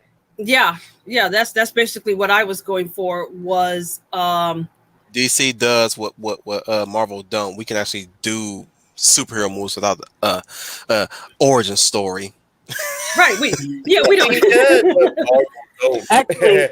Actually, we don't need origin stories. Yeah. That's like Genesis does what Nintendo don't right there. Hang on, Brian. Continue, Leia. You're absolutely right. See, I wasn't thinking origin story. In this story, I think everybody knows by now she's now Wonder Woman. We've seen that. We know where her agenda is at. But I think if she were to meet up with these other heroes, I think it should start with Superman and her reading Lois Lane's article, because I want to continue all of these characters in there. So Lois Lane wrote My Night with Superman, and she's curious about a man who can fly. I really like to meet this man who can fly, and let's say if she knows what's good, but also she likes to know, is he a god, or is he a Greek spirit, or is he some other being? I like that. Is this the work of something magical? Is the magical world? Tagline to the article: You will believe a man can fly. Yeah, that's it. There you That's go, a right good there. one. Is this another? I like that, and she thinks, is this another a trick from the gods or different gods? We can even say she's run into different gods if we want to do that, but right now So she's are like, we is this, kind of like establishing that she's kind of a fish out of water, or so to speak, or no? Just No, she's used to fighting the bad guys herself. We could say she's used to being okay. alone. She's not aware there are other heroes with powers in her universe other than what she was told about mythology and the Greeks and dealing Oh, with and Batman Ares and will that be guy. just be a myth in Gotham. Yeah. You could Yeah. work that. Yeah, you could work that in there. But her curiosity is more for Superman because of the way Lois Lane writes the articles about everything the Man of Steel can do. She read this. Lois Lane is basically telling him he took me flying. He picked up this helicopter. I'm thinking of Donner. He's his biggest stopped. evangelist right there. Yeah, right, yeah. He and here and Wonder Woman's going, well, who is this? Is the, not so bad, but can we work together? Or did the gods send him? Or is this story like my story? Thinking about how she became Wonder Woman, which I would change too, but we're not going to go back that far because I don't like the way in the first Wonder Woman how she became Wonder Woman. I was never happy with that beginning, but I'm going to skip that. We don't have to go back to that.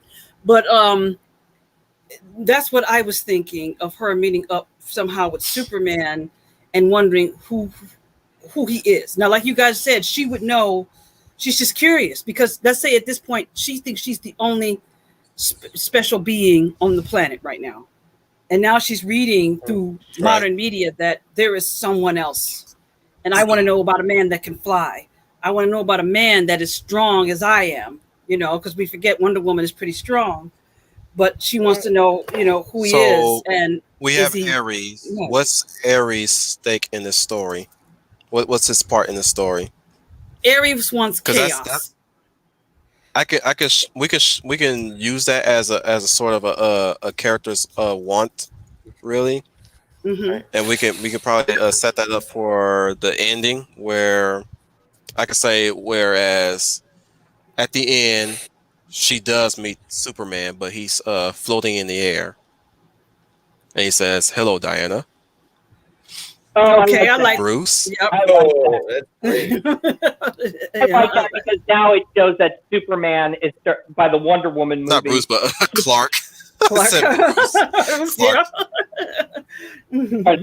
Yeah, that would be cool because Superman, right here in this movie, you could have him say that Superman is becoming aware of all these other heroes, and he says that maybe it's time for all of them to sit down and talk. Yeah, I like that. He could say that line right then and there. We got to talk. Oh yeah. Christopher Superman says that in Superman 2 when he's talking to Lois. I said, I think we better talk. So maybe he can say that again. Yeah. I think Diana, I think we better talk. Now, I like that. Scooney, that's great. As far as Ares is back out of wherever Diana sent him, and he wants chaos into the world again.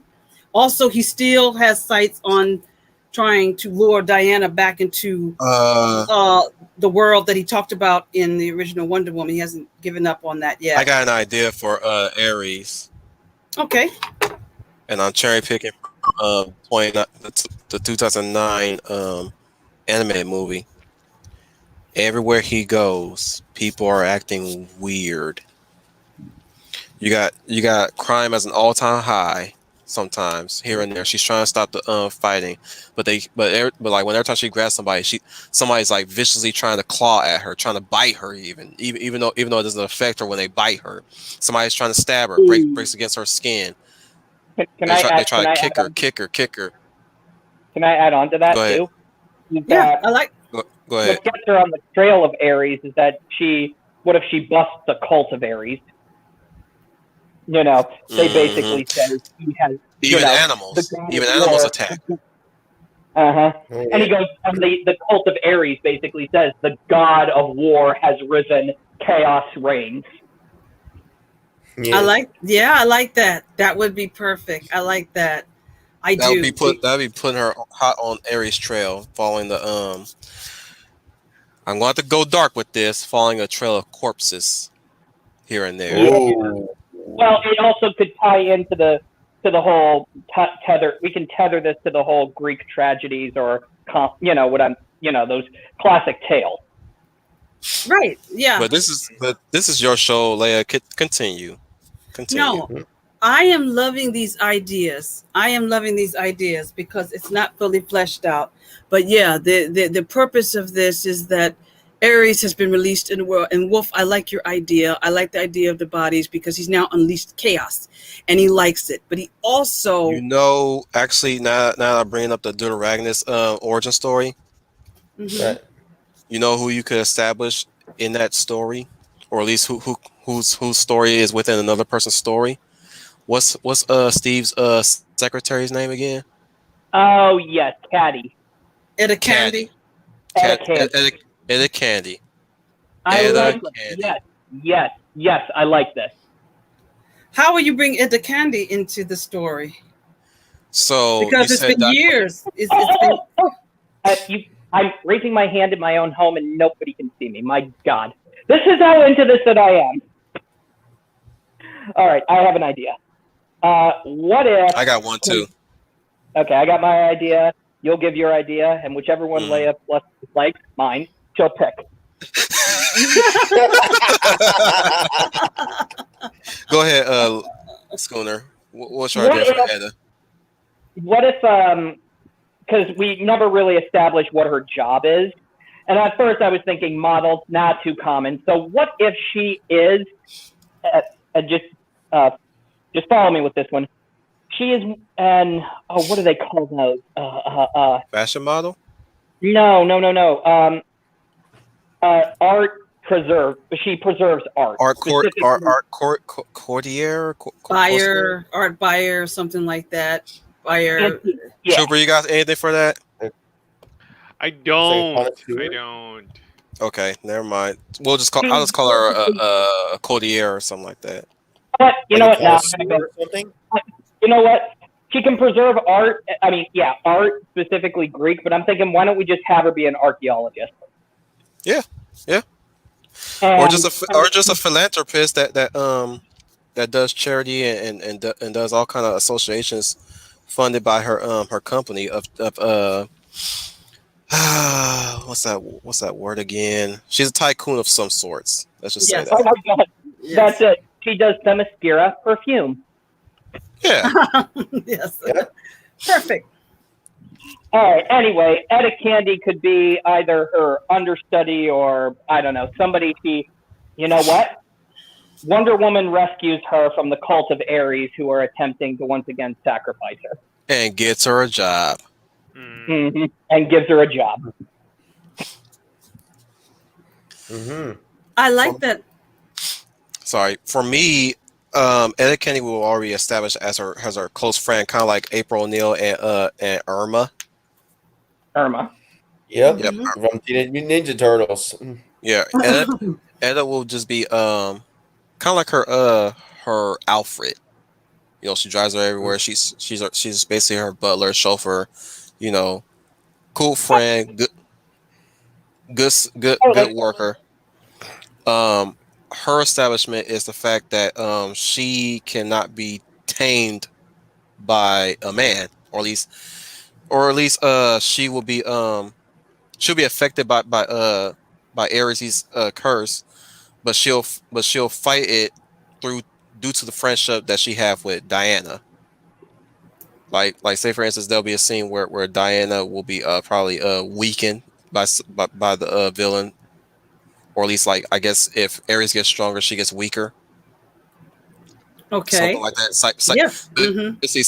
Because you gotta remember, if you're following the original origin story, Leia, then she was gifted by the goddesses. You know, and one of the goddesses was Ares' sister, Athena. Ah, okay. So she got her her hunting prowess from Artemis, her knowledge from Athena, her beauty from Aphrodite, her her maternity from Hera, and I think Demeter imparted a gift on her, but I forgot what that gift was. I'll have to look that up real quick so I can help you out here, Leia. Because like I said, the you can play the gifts of the goddesses in the part of Aries. Let me see. Wonder Woman origin. I forgot each gift that she got from the Yeah, gods. I'm about to list them if I find it. In the meantime, can I propose an idea also, Leia? Sure. Yes, go ahead, Scooney. So You're the idea, man. what if in the beginning Wonder Woman wants to find out about Superman, but then she is visited by Hermes and tells her, "Hey, Ares has escaped. You got to go and get him. This is an order from Zeus." Okay, You suck. You want? that's a good idea, Scooney. I kind of like that. That would be Here it is. I can, No, and I don't know that would be- why, but we're all crossed here. Go ahead, Scooney. I was thinking also we could show Hermes being why he's Hermes. If I'm reading mythology right, he's the only one that all the gods either like or tolerate, and we can kind of show how likable he is. Like he just shows up and he's like going, "Diana, baby, you look wonderful. You look great." You know. Okay, this is weird. They even got Egyptian goddesses in this one. Yeah. Scooney, that's not a bad idea because that would give her a motivation about Ares, but also it's like a double mission for yes, Ares has come back into the world, or maybe she could think that maybe I can get this Superman to help me fight Ares.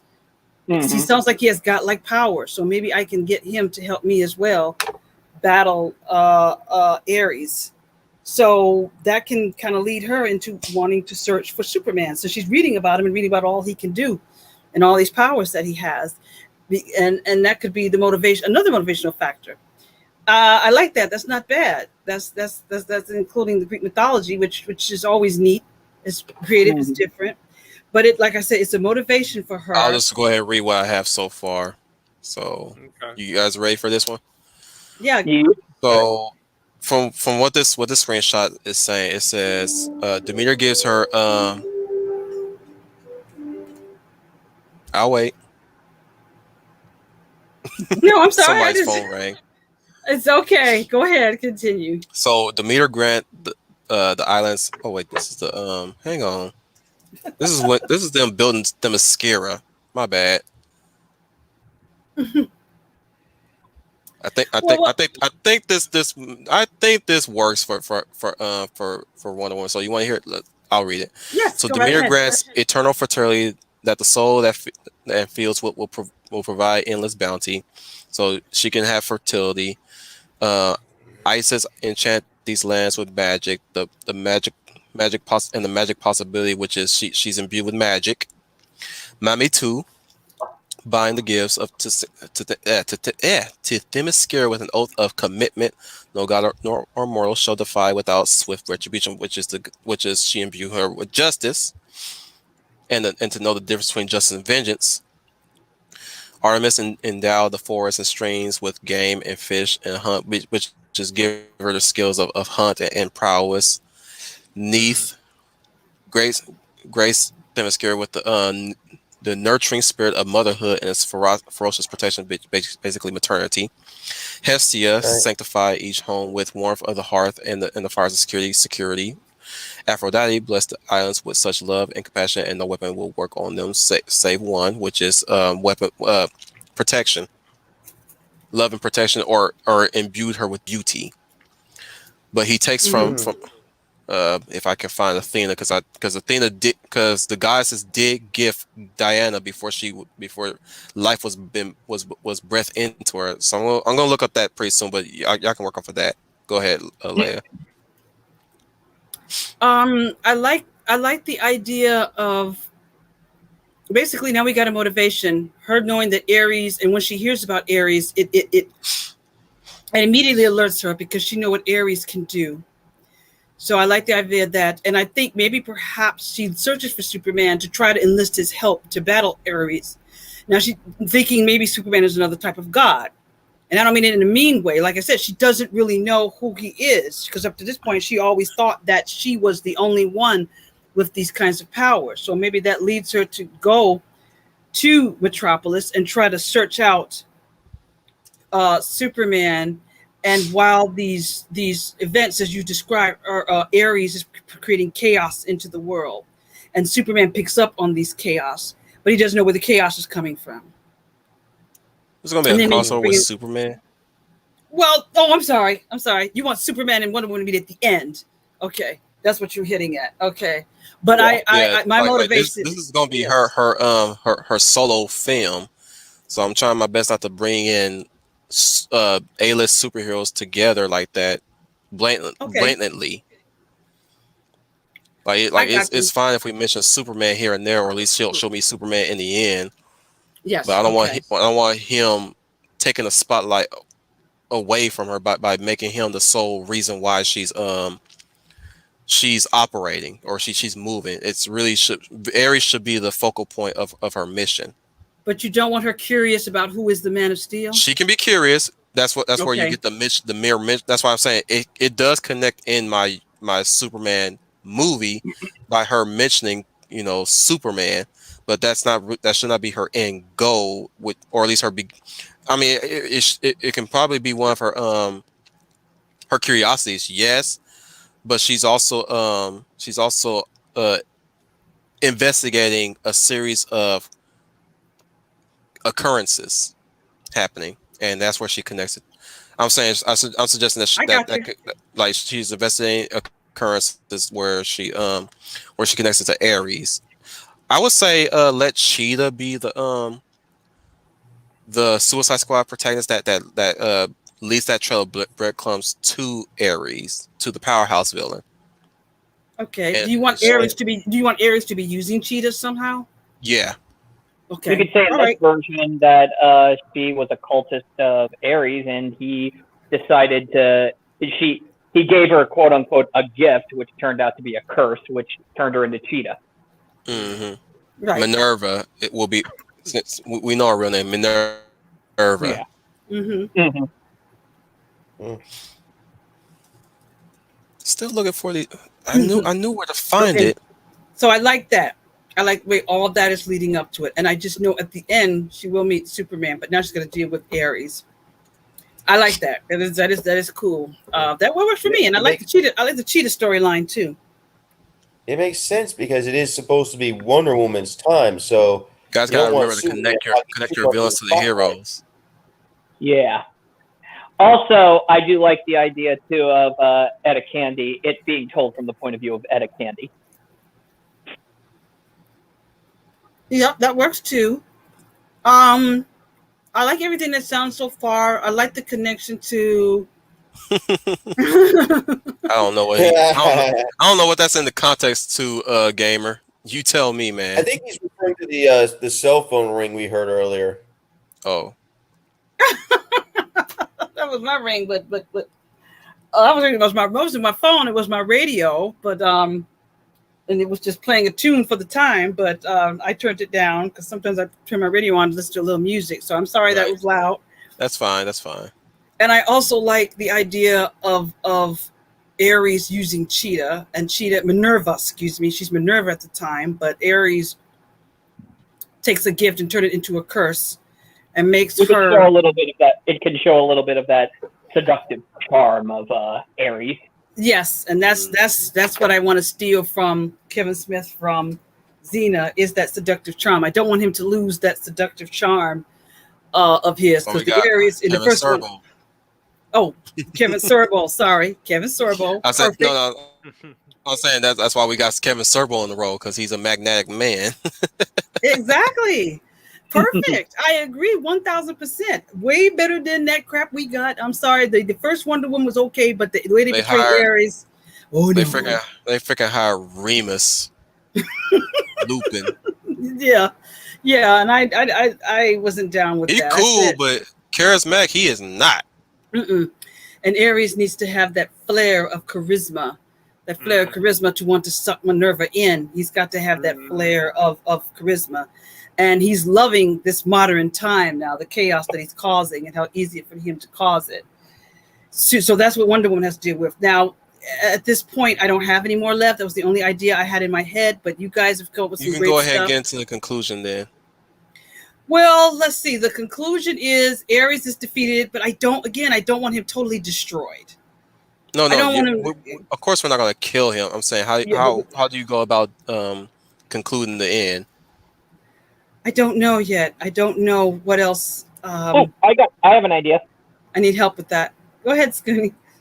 What if we do the right way to do a Wonder Woman 1984 by actually showing the compassion Wonder Woman has and telling the people to reject violence just for this day, just to think for a moment. Use her gift of harmony, if you exactly. will. Let's say if one of the gods has bestowed upon her harmony, and let's not forget she's the ambassador of Themyscira and of America. So she. Oh my God, that's it too. She could talk about where we get her origin story. She tells the story about Themyscira, how the Amazons were in bondage and were thought that they were going to be slaves, but then they decided to unite together to overthrow their oppressors.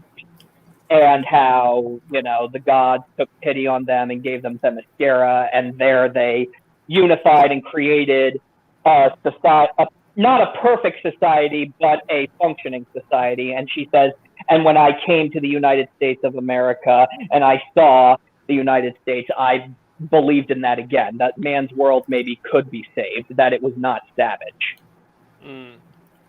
That's great. I love that. I absolutely love that. The best way to defeat Ares is with her bringing together. There is a speech in Wonder Woman, the first one, where she does say that she fights either for love or because of love. Goodness gracious, this photo of Nubia looks so damn stupid. And that would work too. I like that, because then she could talk I'll about, post it in the private chat. She tells everybody, to reject at least, because as the violence as the movie's progressing, the violence is escalating, and she appeals to the humanity. And at the very end, everybody can stop fighting, and Ares is like yelling at them. Thirsty. Ares is yelling at everybody who is nice stopping. Pose, dumb looking face. He's screaming, "Keep fighting, all of you! Keep fighting!" And they're not fighting.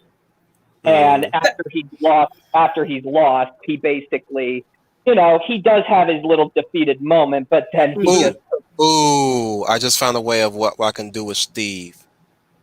He actually can pull off his helmet, and he says, fine, Diana, you win this day, but just remember, whenever there's disharmony, prejudice, or hatred, I will be there.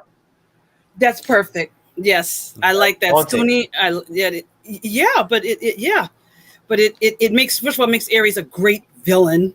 So I want to hear of all what I would do with Steve. Just a second, and then I want to hear what you do with Steve. Scooney, all of that sounds absolutely great, and that ends her journey, and then we end with her meeting up with Superman at the very end. That's great, Scooney, and I like the fact that's perfect. That's a perfect way with Ares. I don't want him killed off. I want her to know that he's still going to be out there, so her battle will never end. And but the war is far from over. Right, which can creep into gearing up with the other superheroes. When all are one. And it can creep into forming some sort of super league of heroes. Not leading into it, but it's a little spice in the soup of why these Batman, Wonder Woman, and Superman should team up because of what Ares just told her. Yeah, something like that. Okay, Commander, what is your idea about Steve Trevor? So Steve is alive in present day. He's not a World War I vet. Okay. He's CIA in this one. Like that one. He Air Force turned CIA, if you will. So the ending is here. She goes to her penthouse. Steve, darling, you're home. I just got back from work. There's a guy who wants to speak to you. He's down with an apron just making dinner. Yeah.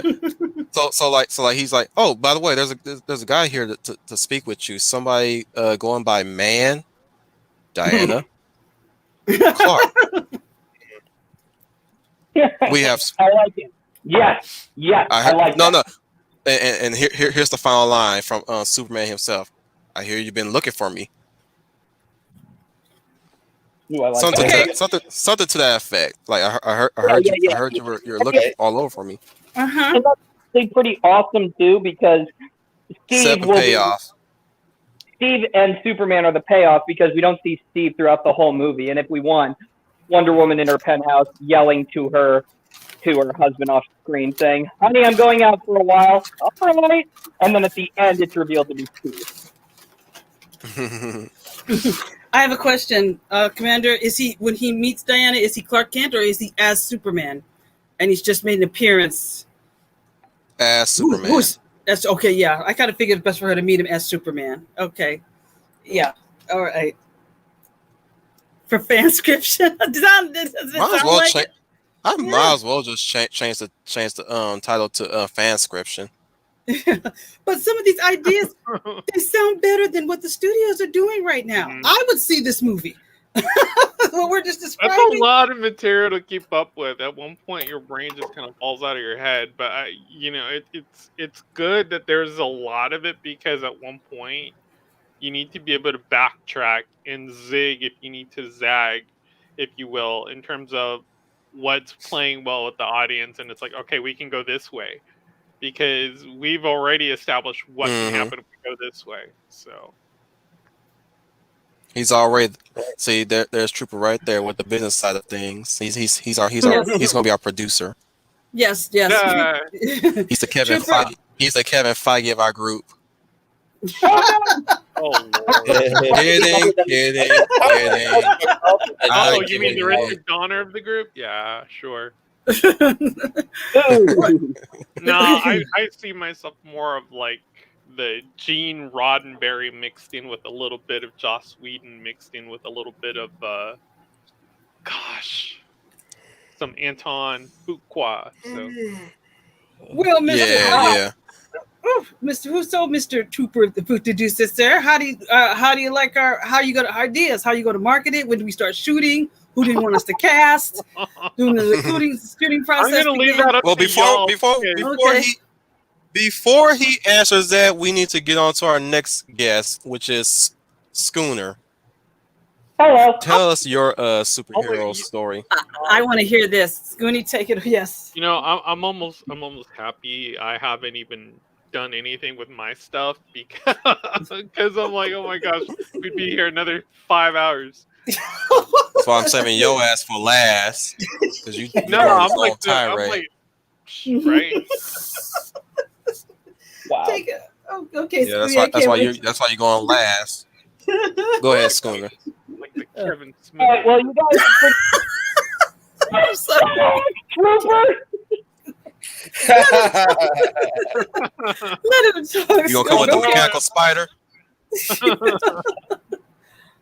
Okay, Scooney, let's hear it. All right. So you guys already got the Trinity, which is excellent, and I'm happy about that. So we're a little more free now to jumble characters not so well known. I wanted to do Red Tornado. Yep. Ooh. The super. Yeah, Red Tornado. And unlike most of this, because he's not a well-known character, but if you guys did the Trinity already, so people are already going to have good faith established already, because these ideas are incredible. So they'll take a shot and go and have a look at Red Tornado. So Red Tornado's story, because nobody knows a whole lot about it, I'm kind of going to bend the rule a little bit. Red Tornado is discovered by a group of, kids, okay? They're playing around, they're running in. Technically, you are bending the rule, yep. That's good, though. Yeah, so these 3 kids, 2 boys and a girl, they're all playing, and yes, I'm going to use a little bit of a cheat here, but they're all wearing Wonder Woman, Batman, and Superman. And they're talking about how they're playing superheroes, whooshing in which who would beat who, all that kind of stuff. And then one of the kids falls through a false blade of grass. Oh yeah. And the kid happens to fall into a laboratory. And inside the laboratory, they find robotic parts. And there's one robot, Red Tornado, who's just basically lying there. He's somewhat damaged, but it's like basically the only damage is something is lodged in the back of his head. And one of the kids sees it and they remove it. And then that's when Red Tornado's circuits start working again. And he gets up and he starts looking around the room. He's scanning and then he looks at them. And he then says, in a very friendly voice, "Greetings. My name is Red Tornado of the Justice Society of America. What is your name?" And all the kids are just looking at each other shocked. So his story is basically about Red Tornado he's the bridge between the past DC and the present DC right now. He is of the Justice Society of America, and he mysteriously disappeared, and not too soon afterwards, the Justice Society disbanded. So he's basically playing catch up in this. He's playing catch up in this movie, and he stumbles onto a plot by he basically says he stopped one of his father, who is Tiyomaru in in a lab, and he liberated his brother and his sister. And after eliminating Tiyomaru, they betrayed him. And hence why he was shut down in the lab. And Red Tornado is trying to figure out where they are. And it turns out he uncovers a conspiracy where they've been, because I'm jumping really into the sci-fi here. He discovers that they are capturing people and replacing them with AIs. And now they're like this close to one of them actually becoming a very powerful member of Congress. That's the whole plot. So he stumbles. Ooh. He has to foil the plot, and he discovers that his brother and his sister. He discovers that his brothers and his sister died a long time ago, but they had a disciple who was actually going to be Dr. Ivo, the creator of Amazo. Intriguing. Yeah. So that was quick question. I like. Quick question, Schooner. Who's the villain of this movie? The villain of this movie is actually going to be Ivo. Okay. So that's going to be the powerhouse villain is going to be Amazo then. Yeah. The villain he's going to fight at the end is going to be a proto Amazo. Okay. Because this Amazo has the strength of Superman. So he's dealt with him before. Say what? So Superman has dealt with him. It's established that Superman has dealt with Ivo before. Gotcha. That is correct. He basically said that Ivo says to Red Tornado that he had learned at the feet of and the movie is going to be told from the point of view of the kids as well, because what happened is I'm kind of showing this two sides of a same coin. Red Tornado is going to be like adopted by these kids who are going to help him out any way that they can. Ivo was an orphan, and he was found by the two androids. Oh, Iron Giant. Pretty much, but think of a dark Iron Giant with Ivo, because the two androids basically loved to play sadistic games with him. They kept saying that, humans are our playthings because we're going to last forever. They got very arrogant in their ways, because Tiyomaru, that Ivo discovered, Tiyomaru programmed these robots to become more human. And as such, Red Tornado's brothers and sister got very arrogant in their ways. So they would cruelly torture him, make him go through like these experiments and stuff like that. threatened to kill him if he didn't complete a project in a number of times, and he would keep up maintenance on them. And that's how Ivo learned about robotics. And when he grew a brain, he destroyed both of them. But the impact that they left on him made him very bitter and hateful to those with superpowers.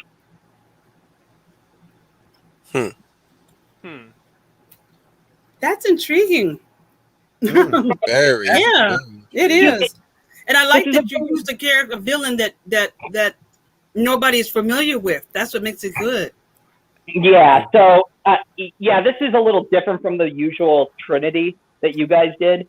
But at the end of the movie, he stops Ivo, has him go to jail, and he comes out to the world that I am Red Tornado, and the kids they become basically, as he puts it, his family.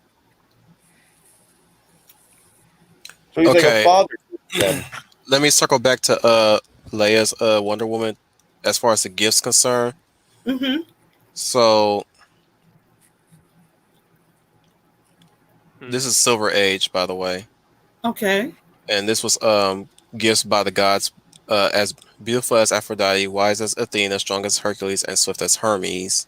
That's one way you could use the gifts or trade pick the gifts there. But I'm pretty sure there was a lot more that they bestowed. Or maybe I'm looking at the panels in reverse order.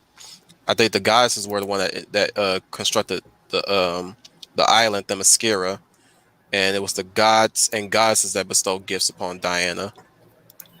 But continue, Schooner. I was just bringing that up real quick to drive home the gifts angle of Leia's story. But go ahead, Schooner. Yeah, the story is more of kind of just like the Iron Giant and Bicentennial Man or something. Bicentennial Man. Mm-hmm. It's about Red Tornado more rediscovering discovering his programming, to become more human and to learn from humans. Because when he was with the Justice Society, he didn't fit in with them. He would often be in solitary, and then he'd stay in solitary by himself. And I mean, they couldn't. What's the Justice Society, Mom and Dad? That'll be a story for another time. And they said that was so cruel what the Justice Society did to you. And Red Tornado says they didn't do anything. They continued to want to be friends and all that. It was my fault. I thought I was just a machine, but now, you know what? I'm going to say he was conscious throughout that entire time he was in the lab. While he was disabled, he was conscious, but he just couldn't move his body. And all that time, he kept rethinking about. He came to regret what his behavior around the Justice Society, and so now he wants to become. He endeavors to become. He's not going to make a mistake again. Not a gun. Exactly. Is Red Tornado? Did you say he was your bad guy? No, Red Tornado's the good guy. Okay, all right. I see. Ivo's the bad guy. Okay, and now Ivo. Will he eventually become a hookup or be with the Suicide Squad, or would they want his intelligence, his technology? Okay. Yeah, his expertise in robotics. Yeah. Yeah. Okay, with robotics, I kind of like that. And you said he battled Superman. Did I hear you right? Yes, he battled Superman because he came to hate superpowered beings who he saw as nothing more like. Who were no different from the mechanical bullies that tortured him while he was growing up. Okay. Now that, again, I would see that movie. Because right now, Warner Brothers is just recycling characters everybody knows. But here's one we don't really know that looks like he would be a villain, but he's really not. Mm-hmm. And you're getting into the robotics sort of thing. So I would see that film. That's more interesting than what they're doing right now, because I don't know who this guy is. Really, I don't know that much about Red Tornado, but you make me want to know more about him after telling that story. If you're interested in Red Tornado, I would recommend watching Young Justice, because Yeah. he features Or Brave and the Bold. Yeah, or Brave and the Bold. Batman the Brave and the Bold. Batman the Brave and the Bold. Mm. Okay, let me look that up. Okay, I'm gonna look that up. Now, what is his end? Is that his ending? Does he meet up with Hey, anybody, Bacon. or Bacon? Well, it actually, what I thought could be cool is that it ends with him announced, because he's not doing the whole secret identity thing. So when he's walking around with the kids, he's at first people think he's in a costume, but he's actually, and I want him to actually look like a robot. Okay. Like, he's not going to look like Vision or something like that. No, I want him to be you can tell this guy's, well, at first everyone thinks he's just a guy in a suit, but then it's revealed, oh, this isn't a costume. Like, they even touch him and they pound on his face and try to hit him with a bunch of stuff, and it's all metal. And Red Tornado is just standing there, and Red Tornado is just sitting there because he's made out of a special metal that gives him endurance, and he also can. In a perfect world, we would have had a Red Tornado movie. I know. Yeah, that's what I'm saying. That's exactly what I'm saying. That's And what I just said. also, in a perfect world, we would have had a better Steel movie. Yep. Yep. Yeah. Oh, yeah. Yeah. We had even more than that. O'Neal. Shaquille. When I said Shaquille O'Neal's going to be I would Steel. still cast Shaquille. You I would sure? I'm sorry. I would give him at least like 4 more months to work on his acting. Okay. I would cast him if need be. But I still maintain Mac would have been, if I had to run a Steel movie today, Mac will be my Mac will be my my Steel right now for John Henry Irons. The Bernie of Mac. I'm talking about Agent of Shield Mac. Oh, okay. He would be my casting choice for who plays Steel. Because I usually pick, my go-to pick usually Michael Jai White, but I'm like, he's overused. He's an overused casting choice. I've seen some recent dudes that really intrigue me in their acting as far as black superheroes concerned. But I'm derailing the topic. Let's continue, Schooner. How would you conclude it, actually? Well, I concluded with him just basically saying to the world, because he's not going to kill Ivo. Sorry, he's not going to kill Ivo. Ivo is basically going to yell at him at the end of the story, telling him that he's nothing but a lifeless machine. He should just kill him and all that stuff to end his suffering. And Red Tornado. He looks at Ivo with pity. He does not hate him. He says, "I don't hate you, and you are very much afraid, and I'm sorry for what my brother and sister had done to you. But not all of us are I'm not like them. But you are going to go to jail for the things that you did." And he drops him off, and they're giving an interview to him, and he just announces that I am Red Tornado. And cut the title. Yep. Who he is, and he just says, "My name is Red," and then he looks at the kids, because in the story of Red Tornado, he chose the name John Smith. So instead of saying "I am Red Tornado," he says "I am John Smith." Bum bum banana banana banana bum bum banana banana banana bum bum bum. I actually picture the end credits going kind of similar to the opening credits of Hellboy 2: The Golden Army. It's just a bunch of gears sitting around. And I'm sorry, I'm in my mode right now. But that's how Red Tornado announcing his return. Just a quick aside. The only thing good about that reboot of Hellboy was that one song that I heard where things could have gotten badass, but instead it was used for people just getting slaughtered to death, like overly slaughtered to death.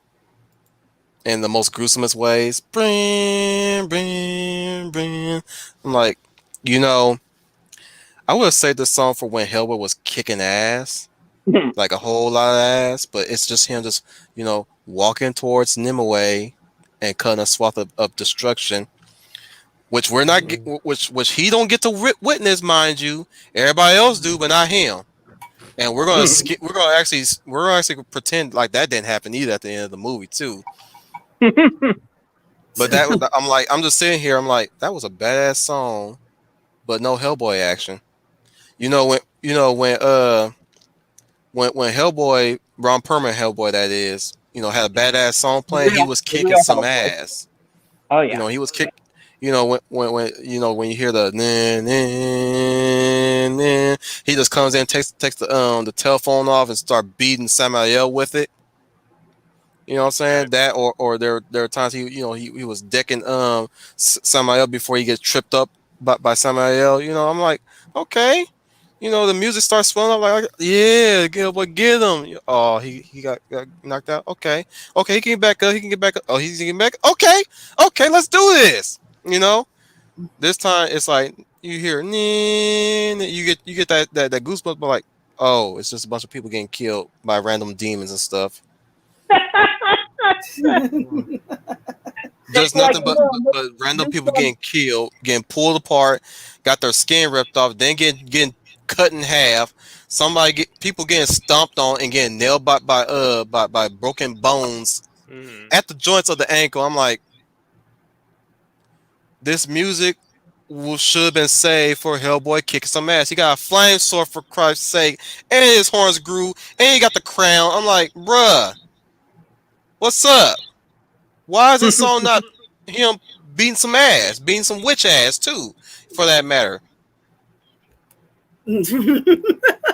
Disappointed.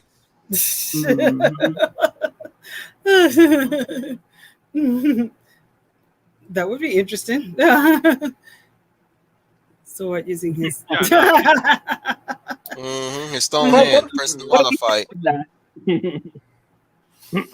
But I don't want to derail. Let's move on to the man, the myth, Trooper FM. What superhero would you be working on? My stuff is not tied to any of y'all's, so That's good. That's okay. That's just how it worked out. That's why it's called as a standalone.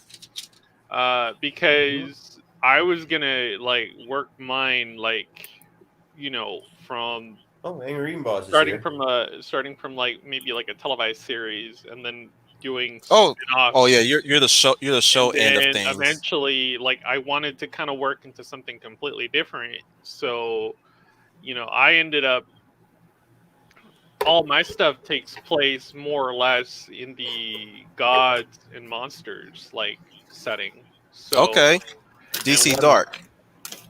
Well, I wouldn't necessarily call it DC Dark because it's gonna probably go past that. But originally, what I wanted to do is I was going to originally focus around Garfield, but then I kind of changed my mind because I was like, no, I don't want to go ahead and have him be my baby this whole entire time and then move on to other characters. I was like, okay, well, what other character could I mostly move on to? To the point.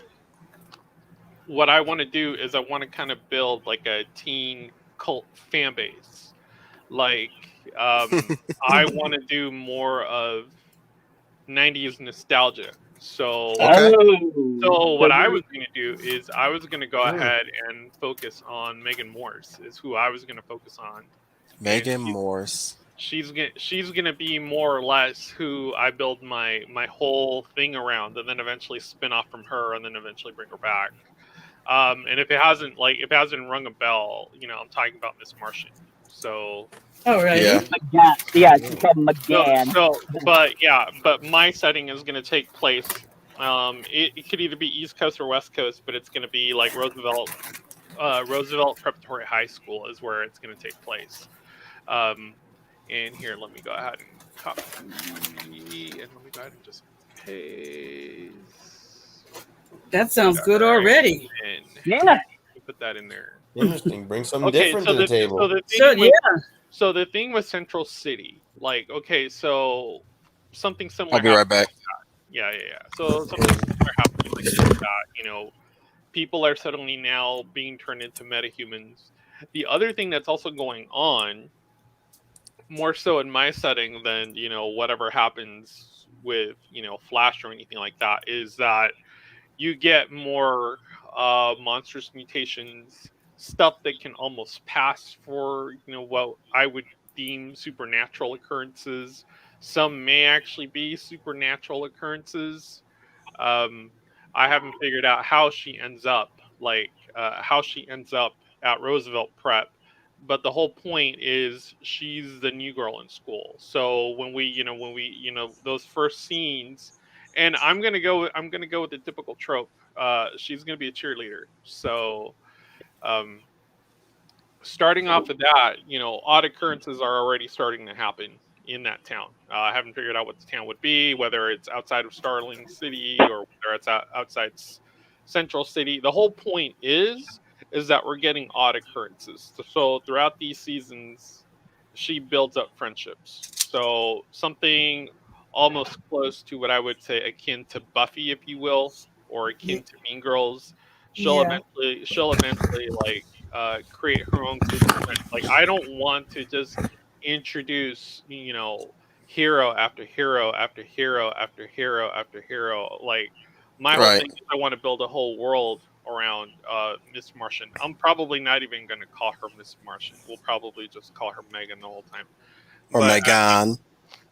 like the whole point is, like I showed you in the casting photo, I want a very wholesome. I I see. Yeah. want Yeah, I I just saw it. yeah, I want a very wholesome version of Megan Moore's. So, and then what I want to do is, if it does very well, I want to then go ahead and bring in Garfield. Mm-hmm. And again, all this stuff is like happening in this town, or rather, odd occurrences just seem to just keep Just lost coming into Schooner. this town. So, um, what I wanted to do He'll be back. with Beast Boy is maybe like introduce him. Maybe that's how he ends up with his powers. Not necessarily as a blood transfusion from, like, Gun Justice. Manhunter or her herself. Because again, this is again happening in the Gods and Monsters universe. But then again, not a lot of people are going to catch on right away of how this is all tied in together. So, if I am lucky enough, uh, then I want to do the male spinoff, and then, hey Schooner, here. Hey, sorry about So that. what I would want to do, That's okay. what I would want to do with Beast Boy is I would want to do more of like a Teen Wolf type of show, Nice. where same thing, where supernatural occurrences, and then maybe at that point, what I want to do is I want to go ahead and I want to introduce like a new.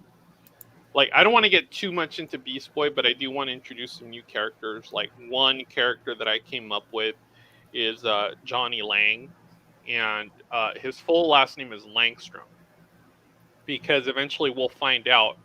Eventually we'll find out he's the son of Kirk Langstrom, who happens to be Batman in this Thank Mm-hmm. you. I knew that name was familiar, and I'm like, wait, I'm gonna kick myself when I find out about this. Yeah, so eventually we'll find out who he is. Obviously, there's a strained relationship there. I kind of want him to keep more or less his quote unquote supernatural bat powers. But I was Oh, I like like, that if I idea. have to You know what?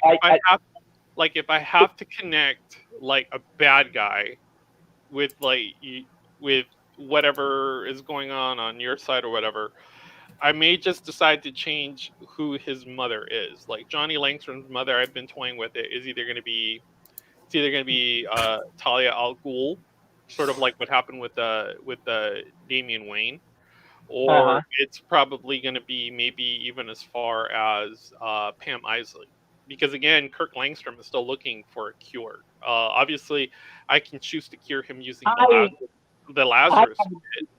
I like that. I like this idea that Kirk Langstrom they thought at first cured, but it turns out it became hereditary. So, which means the curse of the Man Bat is now on the Langstrom descendants. Yeah, so it's one of those things where okay, we all know Talia had an obsession with quote unquote, Bruce. It could be the same obsession here, creating the ultimate child, if you will, prodigal Well, child. it would So also make sense too because before Talia al Ghul, because I always figured that Talia al Ghul needed to take over the League of Shadows, and she's already proven that she's, because you look at the dating record of I everybody. am the League of Shadows. yeah, and if I want to go like even a step further, like if I even want to go a step further and introduce like a Nightwing type character, then I would introduce Damian Wayne, which he would still be the son of Bruce Wayne and Talia al Ghul, which makes him a half brother of Johnny Lang. But can I He also say that? obviously is going to be older, Hang on, True. Splinter. and Okay. Bruce is definitely going to be involved in the League of Shadows. He's an associate. So in this particular universe, Bruce Wayne was not a good guy. This Wayne was bought and paid for, by the League of Shadows. So it's one of those things where same type of tension where you've got a stepbrother who is more or less steeped in that, is going to be the heir to that, is following in those like footsteps, very different from his brother who wants nothing to do with any of that, thinks of himself as maybe being an oddity or a freak, if you will. But at the same time, like I'll stick like female protagonists in there as well. Can I also, Trooper? Can I also say this though?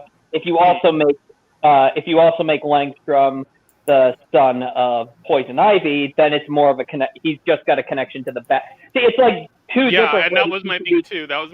If I have to like find a way to connect it, obviously I know how I'm going to deliver Pam Isley into your particular Earth, if you will.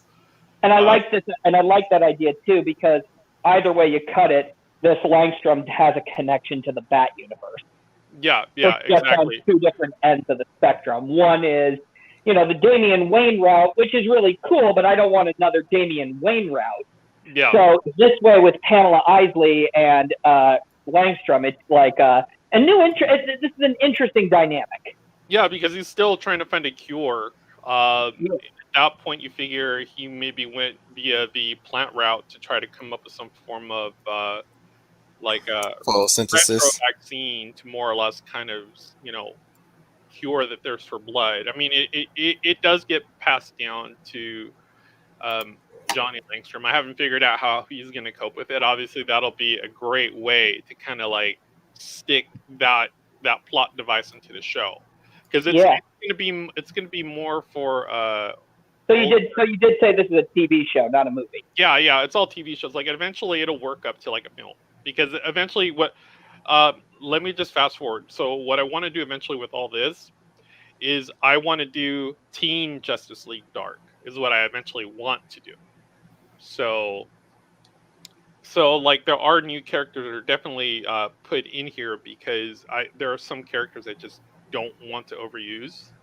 And again, because it's in that Gods and Monsters universe, I can pretty much create a different team once we get to the Dark universe. So if you will, like Beast Boy is almost like a werewolf type character, if you will. Like if I was to take out Dracula, the Wolfman and all that, I could insert Johnny Langstrom. I could insert Beast Boy. I even thought about putting in Zachary Zatara in that particular show, and that would be like my Trinity. Okay. And Zachary Zatara. So is he's the son of Zatanna? He's cousin of Zatanna. He's cousin. cousin. I thought. Yeah. Okay. Yeah. No, so Zatara's the dad. I'm sorry. Yeah. So, that would be his uncle. But okay, going back to my female cult teen show, like the whole point of Megan Moore is that she quote fights the supernatural, if you will. Like all this will be like new supernatural themes, and it's going to be more of an X-Files thing, because with the thing with Central City and then everyone within that radius, suddenly becoming a metahuman. Not like I said, not everyone's a metahuman. Some people just got slightly exposed to it, so you get mutations and stuff like that. Does that necessarily mean that some humans will evolve to Homo magi? Probably.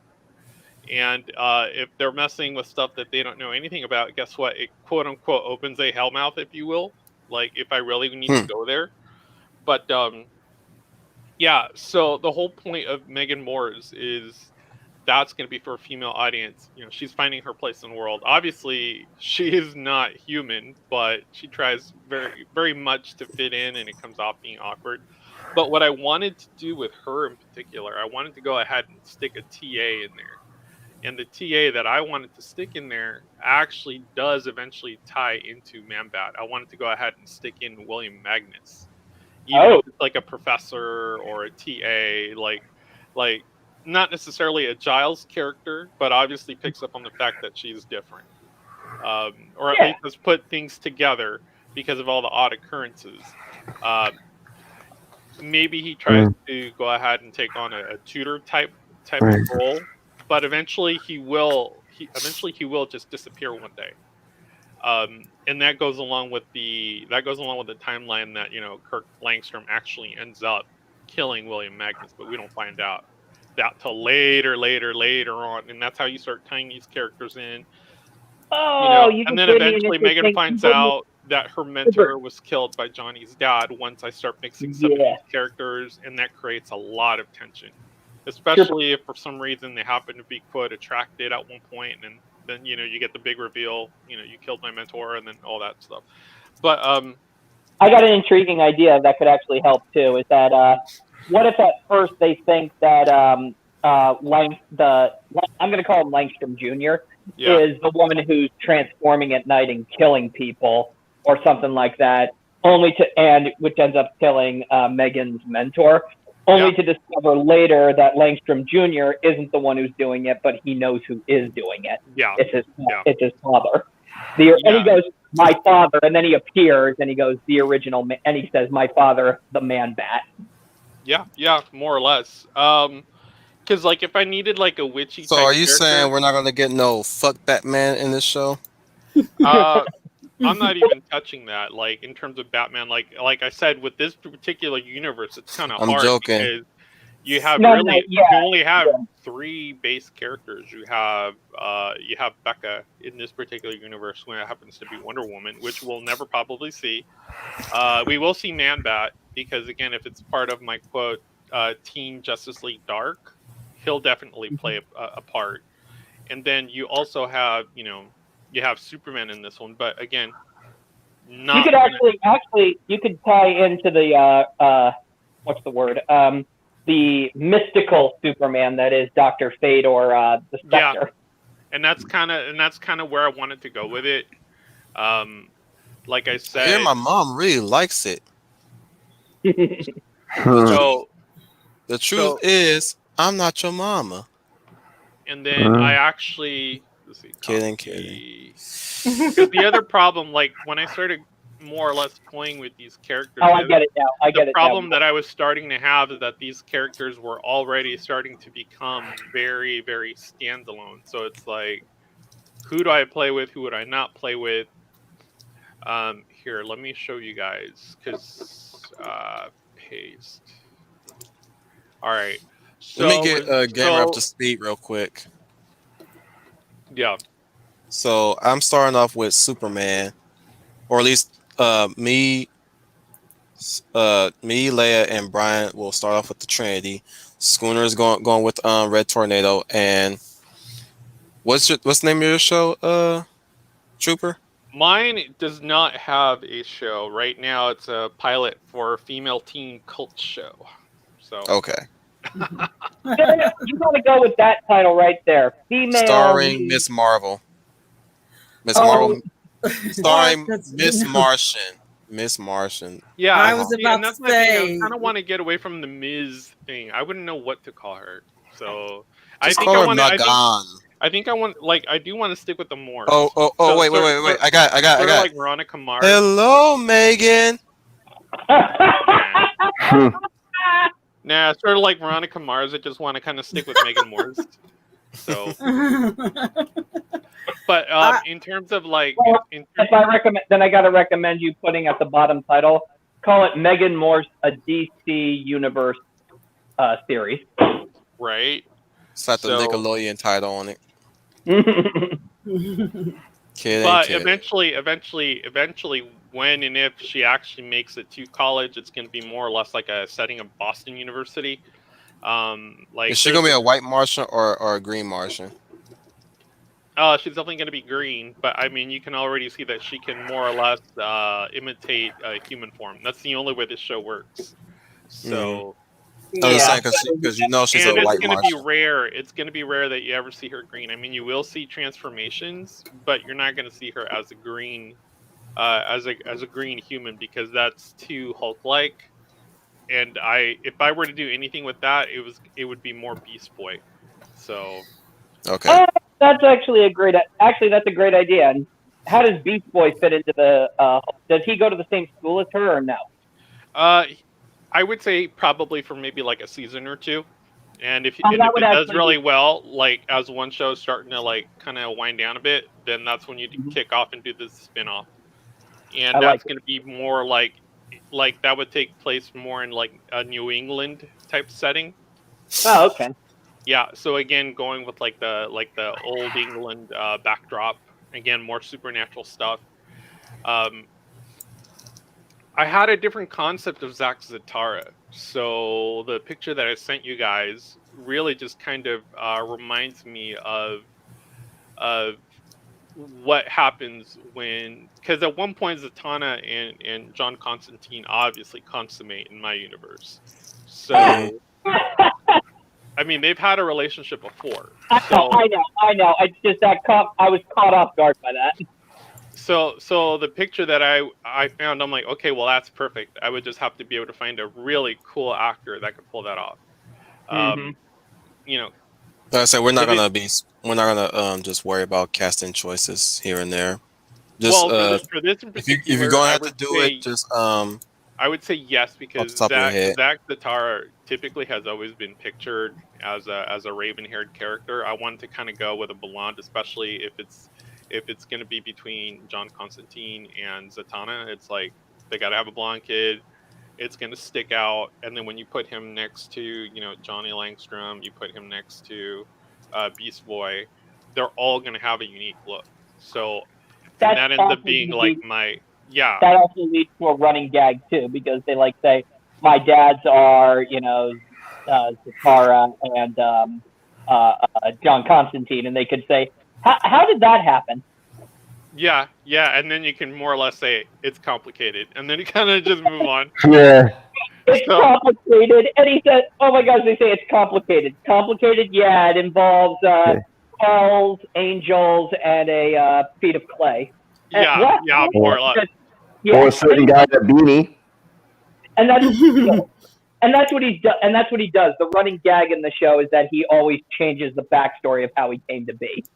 Yeah, and the thing is, like, if I really want to start him off in the Megan Morris show, I mean, I can start him. He can be introduced as like one of the football jocks. I could see him. Playing up a total meathead, and then we really find out he's nothing like that at all. If we really want to go ahead and spin off my show instead of Beast Boy, we can always go with Zach.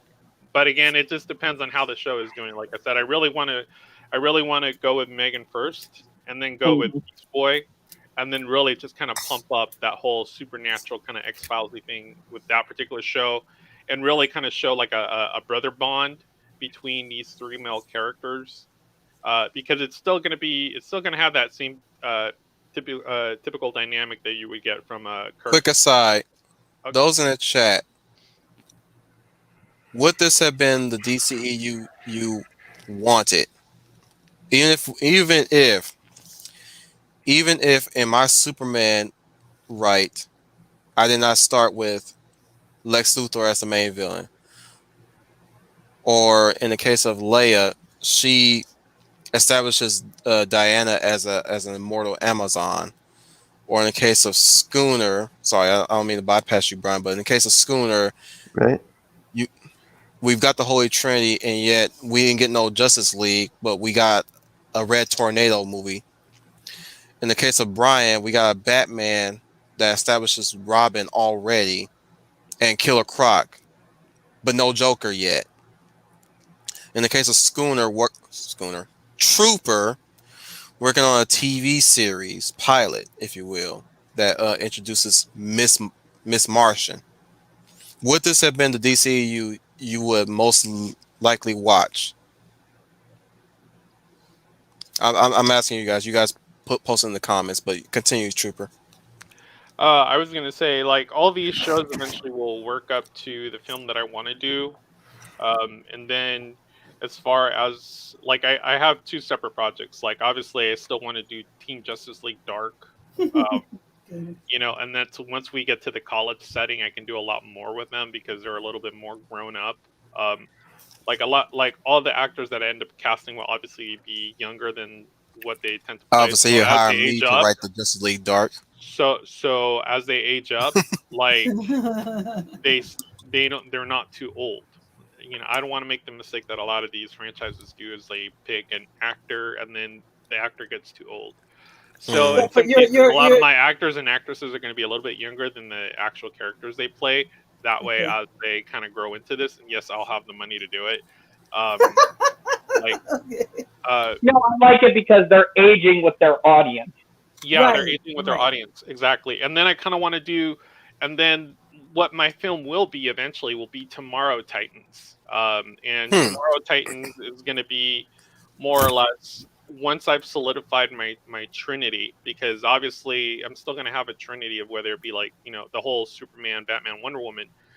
The question is really going to be is who ends up being that final Trinity. That'll Beast Boy is definitely going to be the altruistic. He'll be the altruistic character in there, and then I need to figure out The aspirational character. Yeah, and then Oh, that would make sense too, given the fact that he had kind of a falling out with the Doom Patrol. Yeah, and so what I really kind of want to do, as far as who substitutes that Batman role, I want to see how it all plays out, because I could essentially bring in another female. I could bring in another. I could bring in another character, and I could do it in Megan's show, maybe once we get to say season 6 or whatever. But I also toyed with the idea of not even having Zack Zatara, and then what if instead it's a female? Because again, I kind of have to toy with the homo magi. So the other character I came up with, because again, I got to satisfy the female audience. They got to, I got to be like her. I got to go buy all the merchandise. I got to look like her or whatever. So, and you got to also make sure there's a lot of male eye candy too. Yeah. Because they do want to do that as well. So that's a must. I was just about to say that. I actually came up with another original character too. I came up with Isabel Zatara, who actually the alias she goes by is Isabel Constantine. So that's cool. Yes. So Nice. you'll have Megan, you'll have Iz, and then eventually once they get to college, that's where they meet Barbara Gordon. So hey, that's cool. Yeah, because I want to bring in Brian Gilmartin's Robin, because Barbara will be dating Robin. Yeah. Yep. Yeah. So like again, my Johnny Langstrom is like my version of Robin. So again, like all these characters can tie into anything really, because they're all more or less anchored by at least one magi. So yeah, that is the way how I'm setting up this DCU. And like with the way how Warner Bros. Try to work around their little copyright restrictions and their own little shtick. Any of these characters could fit in that universe that I set up with the Superman movie I wrote. Mm-hmm. And it wouldn't even mess with the continuity, nor would it mess with the characters within that continuity, especially if we keep the same theme, the structure of how we handle this universe, with the way how we have our heroes not killing the villains, or the villains not dying out of a freak accident at the end of the movie. And just like the DC animated universe, characters get introduced and then suddenly are revealed to be part of the larger plot later on, like for a Batman villain to suddenly show up in Justice League. Yep. Trooper, I have a question. Sure. Your female characters. Now, these actresses are going to look like women, correct? They actually have to, because any rendition that I've ever seen of Zatanna, or any rendition that I've ever seen of like Megan Moore's or Barbara Gordon, has always been like hyper feminine. So that's kind of the bubble that I'm kind of stuck in, and I don't mind being stuck in that. My Stay in big that bubble. B, obviously, Make is sure that bubble never pops. I was going to say, is just finding a good balance of actresses. Like, I mean, if we look at Buffy the Vampire Slayer, I mean, Sarah Michelle Gellar was still, very attractive, but you also had other female characters that didn't necessarily, I mean, they were attractive, but it's not like, in comes, C character, and like, sort of like what they did with Liza Dushku. Like, for a while there, when it got to that part, it's like she would suck up the attention in the room, and that's fine. I don't mind having some girl tension, but I don't want to make it. I don't want to make every episode revolve around it. Yeah, So, don't let it revolve around every single character's, sexuality or something like that. Actually, let's have it be, a teen show, but let's show these characters growing out of their teen phase. yeah, and that's kind of what I want to do, because by the time they get to the film, I mean, they have to more or less tackle the big bad. Like, Beast Boy is definitely going to be an Uber Chad, if you will, because girls just an Uber Chad. So, and I went ahead and He's also the plucky hero. Yeah. He's plucky. He's like your Bucky Barnes type character, if you will. Like, in terms of, he has heart. So, I mean, that's where but that doesn't stop him from doing stupid things sometimes. Like, oh, yeah, he'll do a lot. For example, here's an example. If he's fighting the Riddler, and the Riddler has set up a trap for him, and he just puts a little box, and the box has a letter that says, "Push me," Garfield would push the button. Yeah, I mean, if I really want to do, I mean, if I really want to do like some big reveal of who the big bad is in this particular universe, like, I can always later reveal again. I can always tie them to Talia al Ghul. I can always do that. Or here's an idea. Make it Don't make her a lesbian. Tie it to Trigon. There's no reason in this particular universe. Like, the whole point. I was about to say no. If there's no reason to do it, there's no reason to do it. Yeah. That's why. And if you have to do it in a way that makes everybody happy, and don't ask me how, because the jury's still out on that one. It has to make sense in the story. And if it doesn't make sense in the story, then it's not going to do. It's just going for the woke points, which is why I asked: are you going to have your ladies look like ladies? Well, again, just letting you guys know, this is before this whole SJ Hobo stuff start creeping in.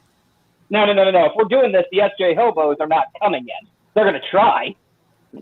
Oh, yeah, let them try. Well, I mean, pretty much, I would end up being a supervising director, and then I would also end up being,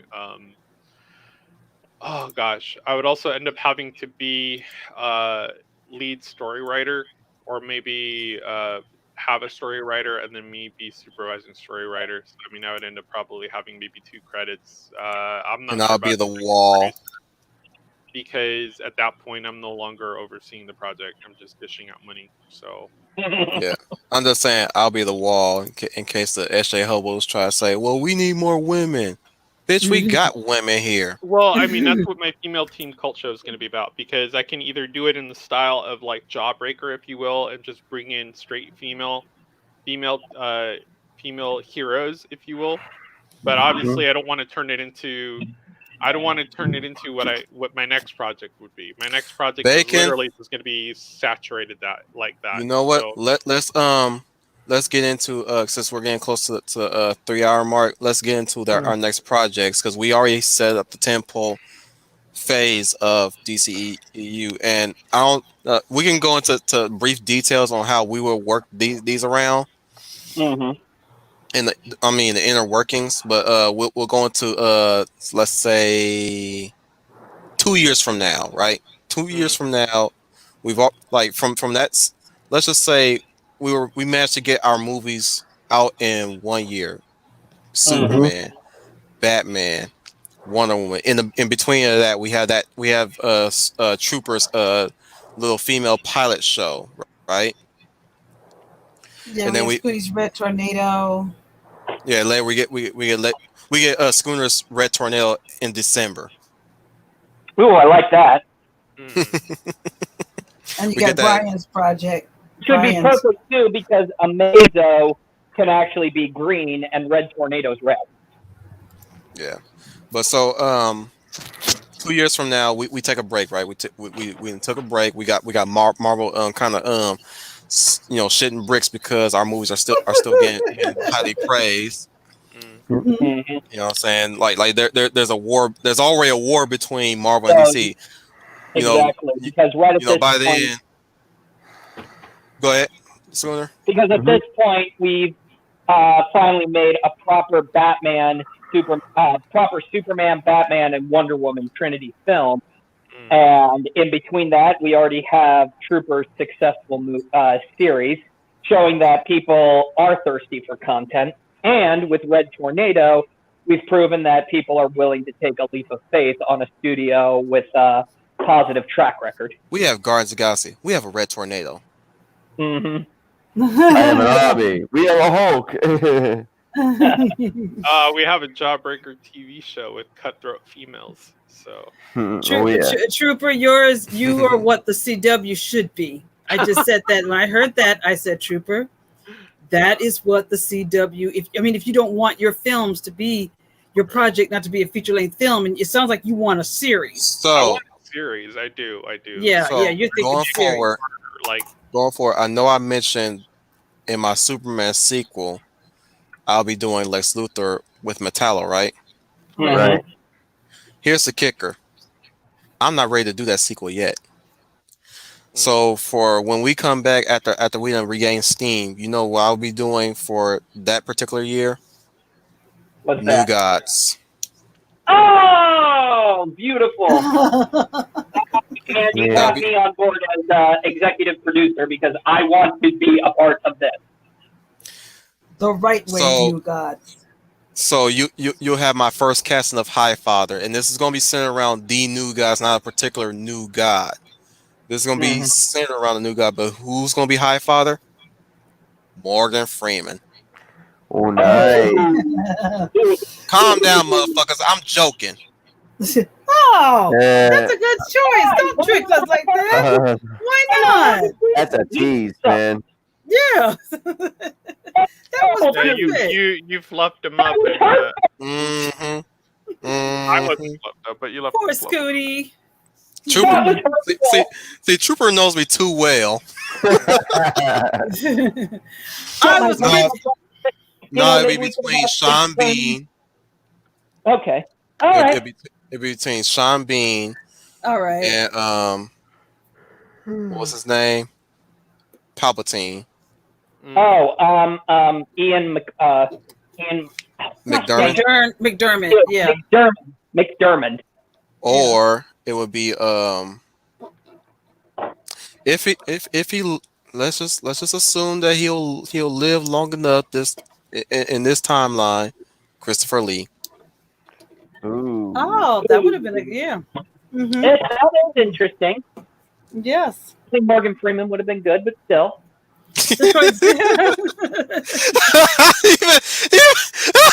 Gamer. That's a good one.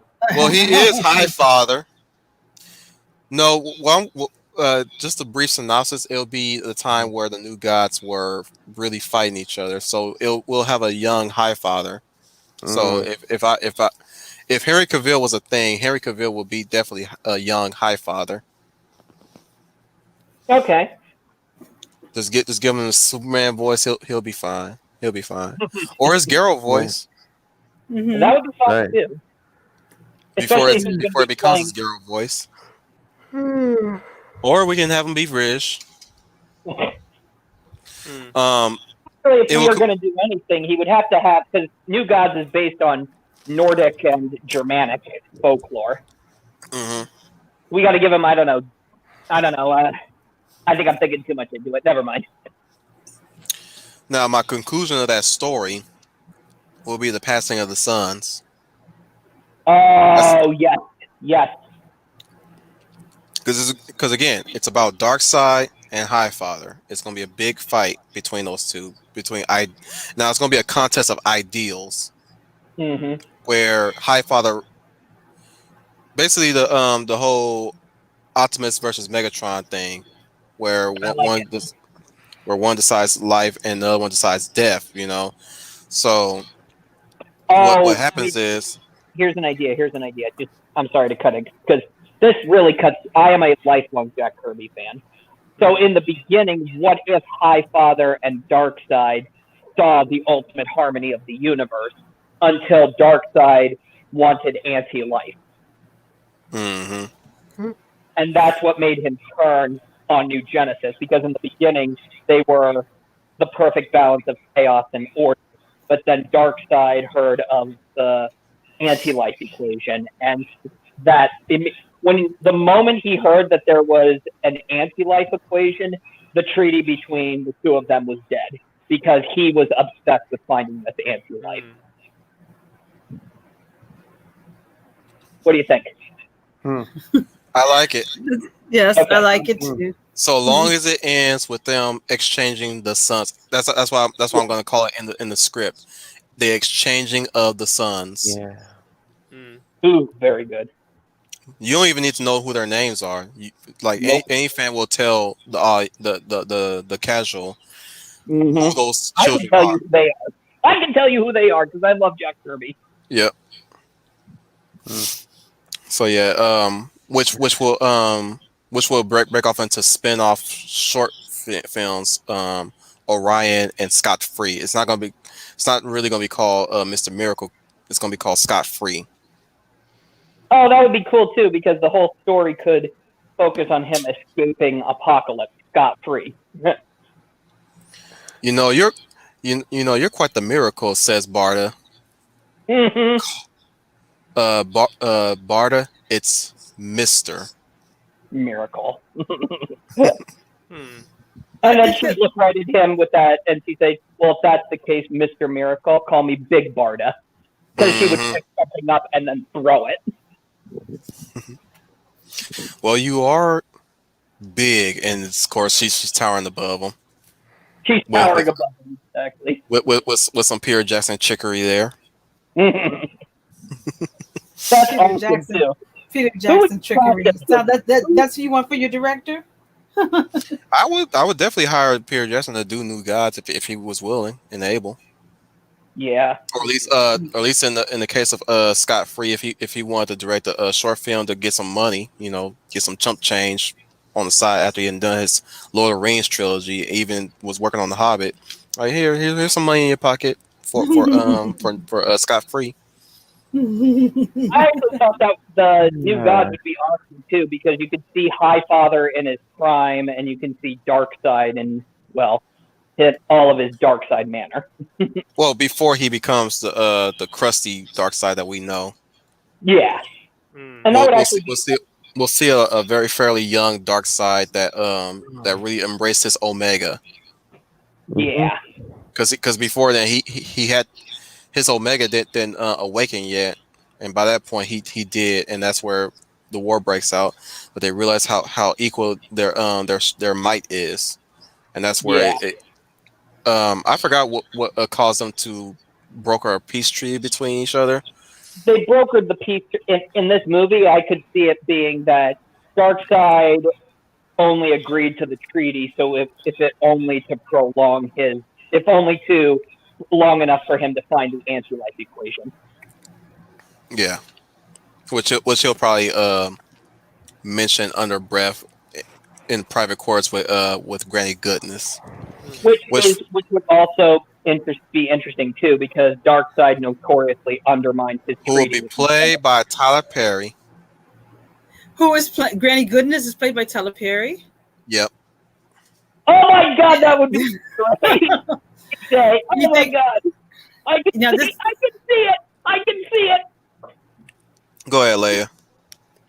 I mean, I get it. I understand it, but It's a joke. I I know. thought you was this. You're getting Scooty too. I can see it, and because now I know it was a joke. Fool me once, shame on you. Fool me twice, ooh, shame on me. Mm-hmm. But yeah, the moment you said Tyler Perry, I knew joke, million times a joke, but I can see it. I can see it because I'm picturing Medea. Thank you, Wolfken. Granny Goodness. I knew it had to be a joke. You said treasure will lead my furies. She had so much promise. I swear she had so much promise, Lord. Oh Lord, save me, please save me. Oh, no. She held so much promise, Oh, Lord Darkseid. No. So who would you get to play Darkseid? I know who will be playing Desaad though. Oh, who would be playing Desaad? Crispin Freeman. Oh, that's pretty good. Now that was not a joke. That was for real. I would definitely have Crispin Freeman as Desaad. I like this. Yeah. Are we talking the Desaad from the comics or the movie? Comics. Fuck that movie. Thank God. For my Furies, Mad Harriet will be played by Did you whisper something, Brian? No. Okay.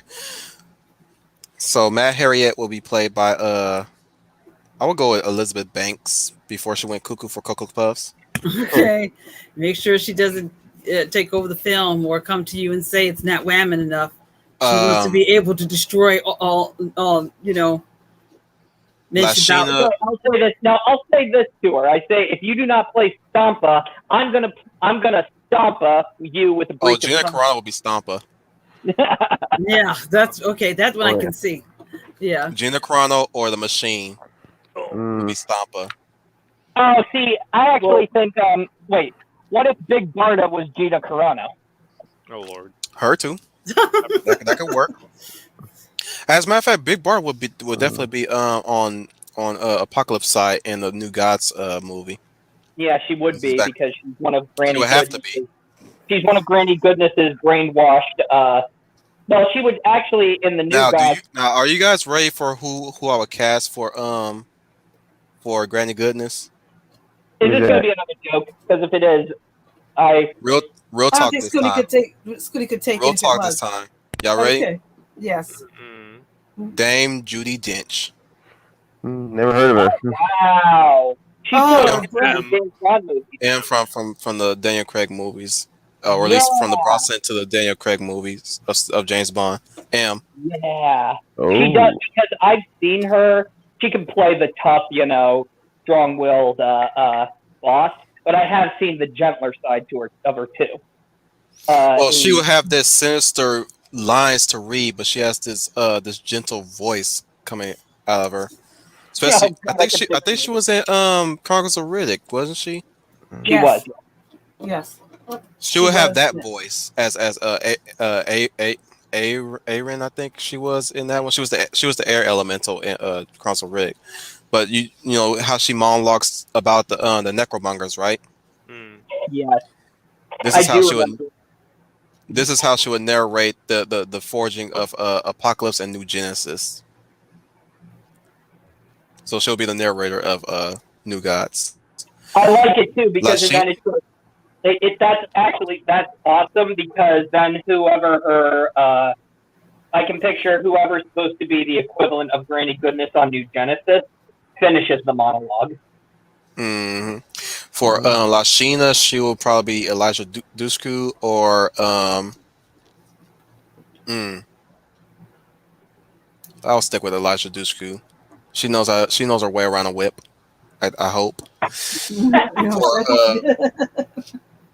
What's the other one? I forgot. Not Treasure. Mad Hair. Lashina. There's 4 of them. There's usually 4 of them. I guess Barda will be the 4th one since she's the leader. So I'll just make Barda if Barda is going to be one, because isn't she supposed to be the same age as Scott? Mm-hmm. So what if she's the 5th one? She'll be the leader. Like I said, it's usually 4 of them. Usually. Let me look them up. Oh, you know what? Never mind, because I kept thinking we're in the New Gods movie. Is this the Scott Free movie? No. We're still. I'm saying this is how we're going to introduce the female Furies. Okay. But I'm just saying, oh, there's that bitch. I forgot about her. Oh, okay. I keep forgetting Bernadette.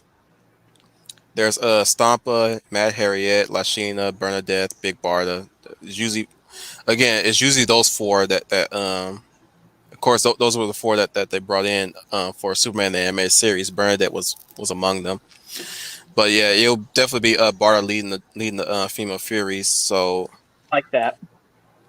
So she'll be Gina Carano if she was coming off of Haywire, she'll be cast as Big Barda.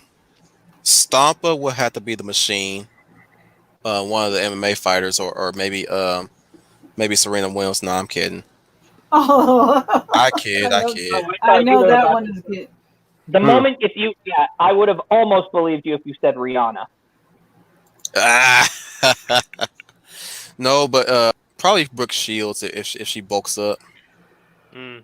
It's those eyebrows, I swear. It's the eyebrows that attracts me to her. But no, she would have to be a very statuesque woman. A statuesque stunner. Yeah. Statuesque So stunner. so if she was still alive, China would be Stompa. Okay, yeah, statuesque stunner. She'll be definitely a short ass Stompa though. I'm trying to think who would fit that. You could always just CGI Stompa. Nah, be some Peter Jackson trickery there. Okay. We ain't there with the CGI yet. Not around that time. I could basically also picture this kind of being, especially since we're in the New Gods realm now, very more so like Guardians of the Galaxy. We're not afraid to unleash some. I got one for Bernadette though. Oh, okay. Ashley Judd. Before she Really? went cuckoo. Before she went Want to cuckoo bring for her Cocoa back? Puffs. Yeah. You sure you want her back? And yes, You know, she's got some Nah. issues. She's Nah, got some issues. nah. Man, she's got issues that I'm gonna pay. Rosamund Pike.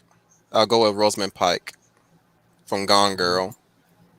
Okay, she's a good choice there. Yeah, And Mad Harriet between Elizabeth Banks or Sarah Paulson and maybe Emily Blunt.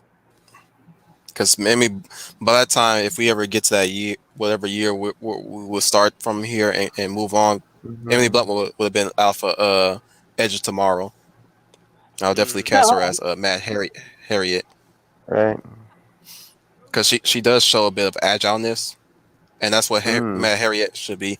Now, how crazy she can act, I mean, as crazy can be, she's more that subdued crazy. So she's got a ah ha ha ha ha. She's got to be like that, but I don't know if she can pull that off yet. We'll see. We will have to see. We'll have to imagine, right? I don't even know what that's in context, Bacon. Oh, Bacon took you seriously. See, you didn't open up. You didn't open up a can. They thought you were serious. Bacon wants to know about Morgan Freeman. Okay. If you want Morgan Freeman, he would be Odin, but he would have to be a very inaccurate Odin, because Odin's short. He's a dwarf. There's no way we can. Morgan Freeman CGI'd to be short. Like Ender's Game? Hell no. That was too weird. That was way too weird for me in Ender's Game. Mm-hmm. That little short man. I'm like, oh my goodness, they didn't CGI that boy to be short. No, don't do that no more. Don't ever do that no more. But y'all tell me, Schooner, what would you do in the next phase? Well, the next phase for me is, since nobody else really tackled it, I'm doing Green Lantern.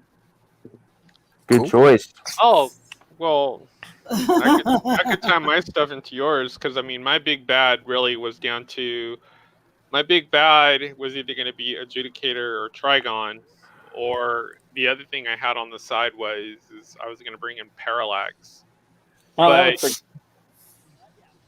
But what I wanted to do was more or less, I didn't want to do so much Green Lantern as much as I needed something big enough to more or less Well, you deal said with my Kryptonian thing that I wanted to do, which was somehow I wanted to bring Connell, Hunter Prince, and I wanted to bring Kara Zor-El together.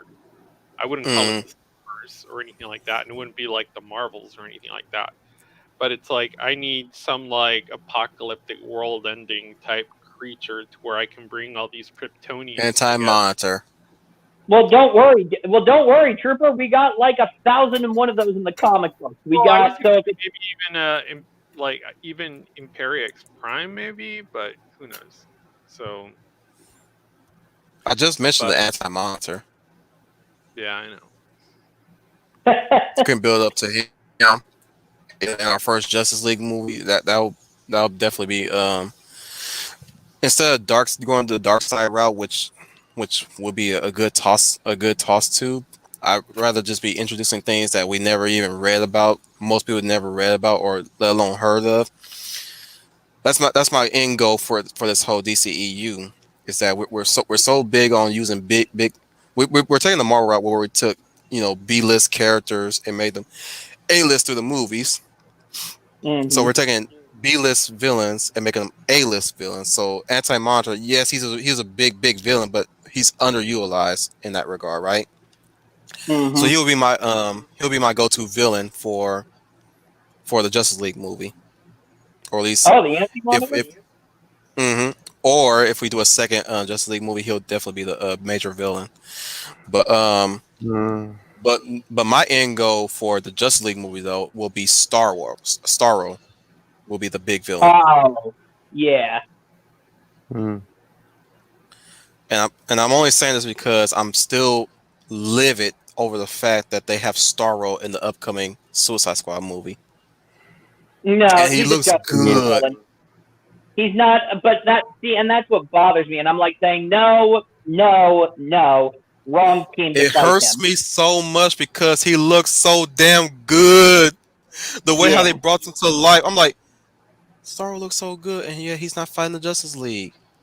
I know, and that's not fair. Yeah, I think I'm gonna cut out here, guys, and it's getting kind of late on my end.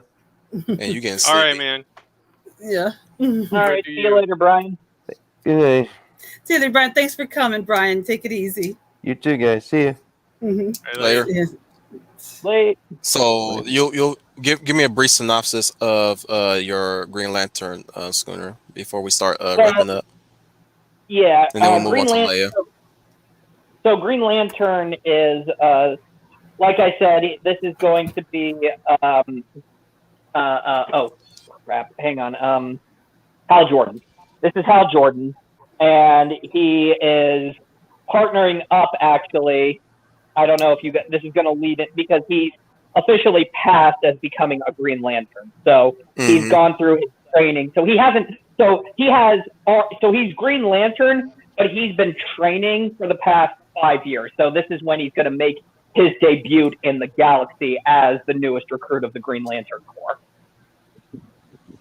And he, during his training, he's the first human. I did like that from the Ryan Reynolds movie. The only good thing that we got from the Ryan Reynolds movie. He's the only one human to be a Green Lantern, and many Green Lanterns did not believe that he belonged there. And in fact, they doubted him. In fact, one of his only supporters, Sinestro, we reveal, he says there had to be stuff, like, for example, when he says, he's dealing with the prejudice of the other aliens in the Green Lantern Corps, and he said he confides to one of them that there was only one who actually believed in him, which was Sinestro, and he went rogue because he became disillusioned with the Green Lantern Corps. And he's wondering and Hal wonders if that's his fault as well, because maybe me being recruited as a Green Lantern was that final push. But he knows it's not his fault, but he feels responsible. So he's making his debut in the universe, and he's, we're going to show more of the, like I said earlier, especially with Wolfton Media's New Gods, we're going to show the broader range of the DC universe. So he's going to be policing the cosmos. And here we give subtle little nods to various galaxies, like when they're showing the maps of the universe, we show Cameron, we show wanted fugitives on the wanted board, so you get to see Lobo.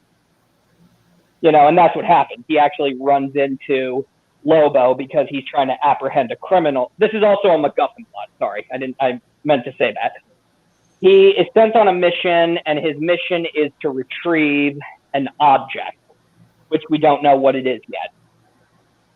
And, Greenland and Hal Jordan, while disappointed at the fact that he's just being used as an errand boy on his first mission, many of his sub orders are to, if he hears it, on his way from Oa to where he's supposed to get it, they call it the package, goes to get the package, he has to, if he sees any disorder or chaos, his sub commands are that he has to put down any fires he comes across. Does that make any sense? I think I said that wrong. Yeah, you're doing good. You're doing good. Keep. So anyway, he's putting out little fires here and there, and he's starting to realize, maybe it's not about the hero, gig, but I didn't want to be a hero, but I'm happy that I'm putting out little fires here and there. So he makes it to the location, and he gets the package, and the package is a yellow crystal. Oh wow! The yellow crystal is actually what will be. This is going to lead into the origin of Sinestro. So he finds the yellow crystal, and they say that it's the last remnants of an ancient, civilization long gone. This mystic he's kind of very vague about it. Anyway, but then right at that moment, Lobo breaks in and says that the contract calls for. He says contract calls for the main man to grab that crystal, take it to an unknown origin, and he's like going, "This is official Green Lantern business. You will stand down immediately." And he goes, "Nah," and the two of them just start fighting. And Lobo gets his hand on the yellow crystal, and he takes off. Hal takes off after him, and it's revealed that the crystal that Lobo is delivering it to is to Sinestro, because Sinestro has started his own Yellow Lantern Corps that will effectively try to... Who kicked you up? Who kicked your ass this time? Exactly. Kilowatt. So, long story short, Sinestro gets his power ring, and he and Green Lantern fight each other. And Sinestro tries to tell Hal that, why not join me? Brief synopsis, Schooner. Oh. Brief synopsis, yeah. So, yeah, that's what he does. He gets the crystal. He becomes Yellow Lantern. Real quick, who will be your casting for Hal Jordan? Oh, God. Okay, I'm going to be honest here. The casting for Hal Jordan was... I wanted to say that I would actually pick, especially since he's coming off of the role of Seven, Brad Pitt. Hey, that's not bad. Seven. Wouldn't be bad. You could get him at a bottom dollar. I mean, he hasn't done anything in a long time, so I mean, I'm sure you can get him at a deal. Yes, he's not, and that is demand. that's how you got to do it. So Or Nathan Fillion around that time. Oh, you can get him for cheaper too. Kind of inject some nostalgia. If we wanted to go New Blood, Firefly nostalgia. But if we wanted to go New Blood, Ryan Gosling will be a good choice. Yeah, he would be. But I already know who I want as Sinestro, because I really want him to be Sinestro in his prime. Mark Strong? No, not Mark Strong. I was actually going to say Dennis Hopper. No. As Sinestro. That's an interesting choice. Michael Douglas. Michael Douglas, too. Actually, Michael Douglas would be better as a Guardian of Oa. Yeah, definitely. You can send him around in the makeup, because we ain't doing no CGI big heads. No. Ain't no never-ending story heads here. So anyway, the movie ends with Hal Jordan beating Sinestro, and he's placing him under arrest. And he takes the Yellow Lantern ring because they can't destroy it because they can't simply destroy it. So he places it in the archives of the Green Lantern Corps like he was supposed to, and Hal Jordan is now seen with more respect for the Lantern Corps. And he's talking to Anissa Yep, as a new recruit.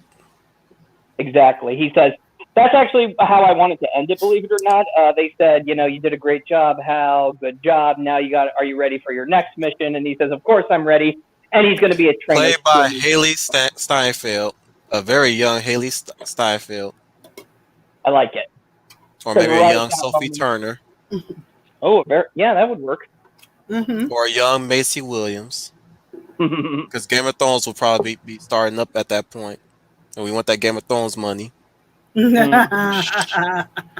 Or maybe a young Amelia Clark at that time. Yeah, that's why that's the first name I threw out there was Amelia Clark. Yeah. As Anissa. Mm-hmm.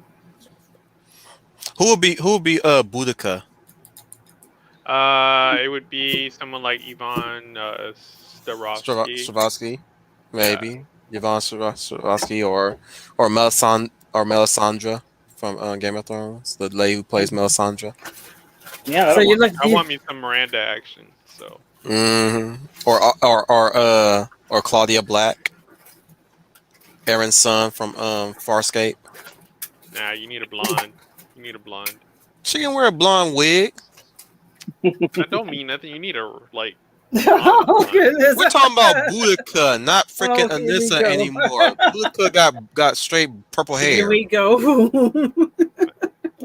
Heck, in that case, I could also do like a Laura Dern.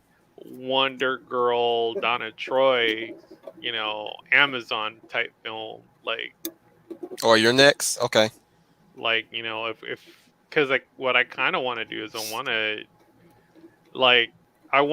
a different point of view from the War of the Amazon and the Atlanteans. I want that.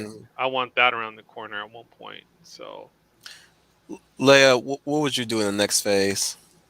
Oh my goodness, that is a good question. I'm still not sure yet. I got an easy one for you. Yeah, go ahead, throw that one out there to me. Power Girl.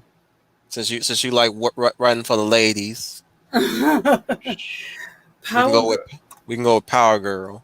I also like. I don't know if somebody mentioned her. I don't know if she counts, but I also like Zatanna as well. But I don't know where she would fall in there because Zatanna's supposed to be in Trooper's show. Last time I checked. Oh, okay. Well, she's over in your group there, Trooper. I don't know that much about Power Girl, so I would have to do my homework on her. Sounds good. It'll be something. It'll be she's Earth 2 Supergirl. So she'll be traveling. She got whisked away into our world, our universe, our reality. Yeah. Or since you're sticking to Wonder Woman, I would say let's see, what's another female superhero that you can tackle? My goodness. Hawk Girl. Yeah. That's what I was about to say. Hawk Girl. Yeah, that's what I was thinking. No. You gotta do both. Power Girl and Hawk Girl. No. You gotta do Hawkman and Hawk Girl. Okay, I can work with that. That. You can't have one without the other. I'm just saying. Okay. That or Fire and Ice. I can work with Hawk Girl. No, I could, but no, that would I was gonna say that too. That would be too much of a soap opera. You got Hawk Girl and Hawkman, and who was not Hal, but who was the other Green Lantern that Hawk Girl fell in love with? Oh, John Stewart. Yeah, but John Stewart is not the Green Lantern at this time. So, because I was thinking that her and Hawkman are pretty tight, but she gets to know John Stewart more, and suddenly there's a little bit of a love triangle. Star-crossed. Yeah, maybe deciding. Valkyrian invasion. Yeah, Yeah, that's dramatic, and maybe she decides that maybe she wants to be more reading Josh. She wants to I be was suggesting more Fire earthly. and Ice. You can do Fire and Ice if you know how to direct two women. I could, but I've like I said, some characters I don't know much about. I would have to do my Cast homework. cast a Brazilian Jiu Jitsu woman Oh. to play Fire. Oh, I know who Fire is now. Yeah, Yeah, I know who Fire she'll is be now. the first dark skinned woman superhero. Yep. It was spared us. It was spared us the memory of Catwoman played by Halle Berry. Yes, that would. I would erase that. That would be my goal, to erase that from everyone's Then we have memory. Numi replaced as Ice, because Ice is Swedish. So at this time we have to really cast some authenticity. And Numi Naomi replaced only. Nah, she ain't Swedish, man. No, she ain't Swedish. We got. I'm saying if we gonna go for authenticity, we gotta cast maybe Rosario Dawson as Fire, and Newly replaced as Ice, since she's Swedish. All right, well, that would be, you do that, and then you got a bunch of preteen and young adults all doing the Tex Avery eyeballs shooting out, and then they're all howling at the moon, right, with that one. Mm-hmm. Yeah, I mean, I wouldn't be opposed to doing a Beef Boy and Zack Zatara type show where they tackle. But I gotta give her something. I gotta give Leia something that she's more familiar with. She ain't. I don't think she's familiar with Fire and Ice. I'll be taking too much of that while she's trying to figure that one out, right?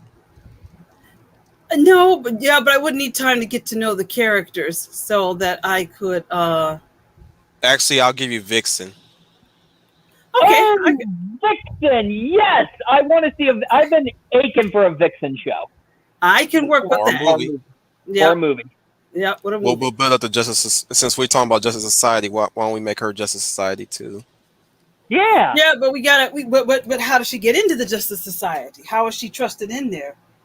What is the case? I'm saying we set up that we're not saying she's gonna be inducted yet. Okay. Oh, we make it a period piece. I like it. You know, if you're familiar with Vixen, you take the reins here, Leia. How you gonna do Vixen since I bestowed it upon you? Let's see. Maybe maul her after your last time. No, I'm kidding. Oh, yeah. No, you want to get that out. You were itching for that all night. No, that was just off the top of my head. That was off the top of my head just now. That wasn't overnight. Here's the thing.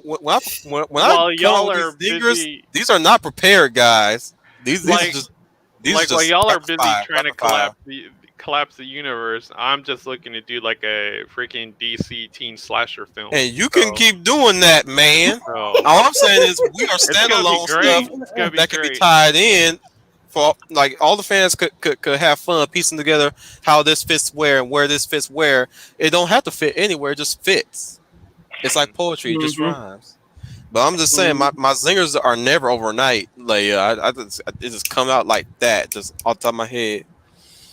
I'm like you know, you can model Vixen, you know, of your model life. You know what I'm saying? since her first introduction, her formal introduction in Justice League Unlimited, she's already doing a runway, which we can keep. I don't mind that she has a modeling career. She can keep that. I don't mind her having that foot in that world and keeping that. Like I said, we ain't doing no origin stories though. That's what I'm saying. DC does what Marvel don't. Make superhero movies without the need of an origin story.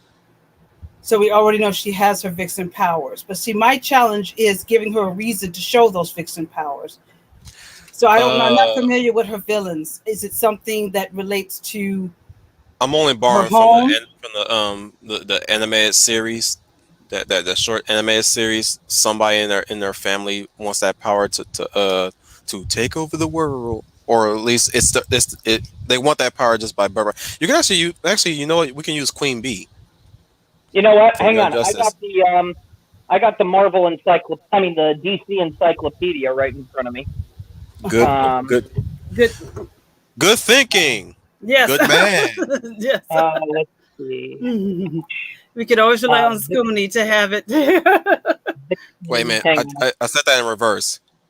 Good man. Good thinking. I think. I'm not sure. All right, let's see. Vixen, where are the V's? Bacon.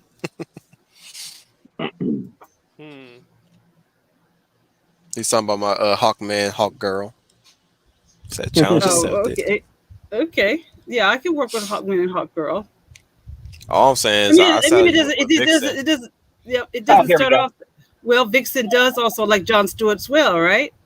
Okay. But So again, we're basically pilfering from the DCAU. You know what? Leia, what do you think about this? You don't have to necessarily tie it in with Justice Society. You can say that it takes place in 1981 because her first appearance was in Action Comics 521 of 1981. Okay, But who was I her like villain? Villain? Who she's gonna face? Marie Macabre grew up in Africa, the daughter of Reverend Richard Gillet. Her father had inherited a magical totem that had. I didn't ask for her life story, man. I'm sorry, I'm reading out loud. Here we go. The villain is her half brother, General Maxai, who wanted the totem power for himself. McThighs? Maxai. He from McDonald's? Not McDonald's. I'm joking. Maksai. I like the idea of the half brother wanting the powers. Yeah. Continue, you cannot Peter. have my power because I'm a woman. Oh no, we're not. I'm not writing it like that. SJWs just will have to get to Twitter and say all they want about me. Be like off of Labyrinth. You have no power over me. Which also is beautiful because it turns out that after her first adventure, guess who Vixen joined? The Suicide Squad. Oh, so it circles back to the idea you had there, Wolf. Yep. So she would be a good addition. Mm-hmm. So she, her brother is, so it's a warlord. Basically, I know they're going to call that a stereotype, but he was a warlord in Africa. She left with her family, and he followed her to the States. And he wants the power of the totem, because it is rumored whoever has the power of the totem, basically he can use it to take over all the other warlord tribes of Africa. Okay, well, I like that. So while she's having a fashion career and modeling career going on, that gives her motivation to use her powers to protect her powers. Yeah. And that's interesting, too, because we could say that one of her friends, I don't know, because if you still want to keep it from the point, it can be an understudy, or it could be Jon Stewart, her boyfriend, who is not yet a Green Lantern. Right. Okay, we could go with that. Played by Michael Jai White. There you go. Or Morris Chestnut. Oh, I just... Actually, Leia, you holding back that hoop holler, huh? No, I was just saying, I've always liked Morris Chestnut. I always felt he was a pretty good actor. And so that if he pulls it off, or Michael Ealy. That's more my sister. My sister foughts over Michael Ealy. I can't show Michael Ealy without her screaming. So that's it. That's our sister. But but you know, he got it going on, and he got the stat. I can or see Michael him B. play Jordan. Oh, it's better than Black Superman. It's better than that. It's better to say Michael B. It's better than Black Superman. Black Superman is Tolkien, but this character is original. So, with that, but I think with her.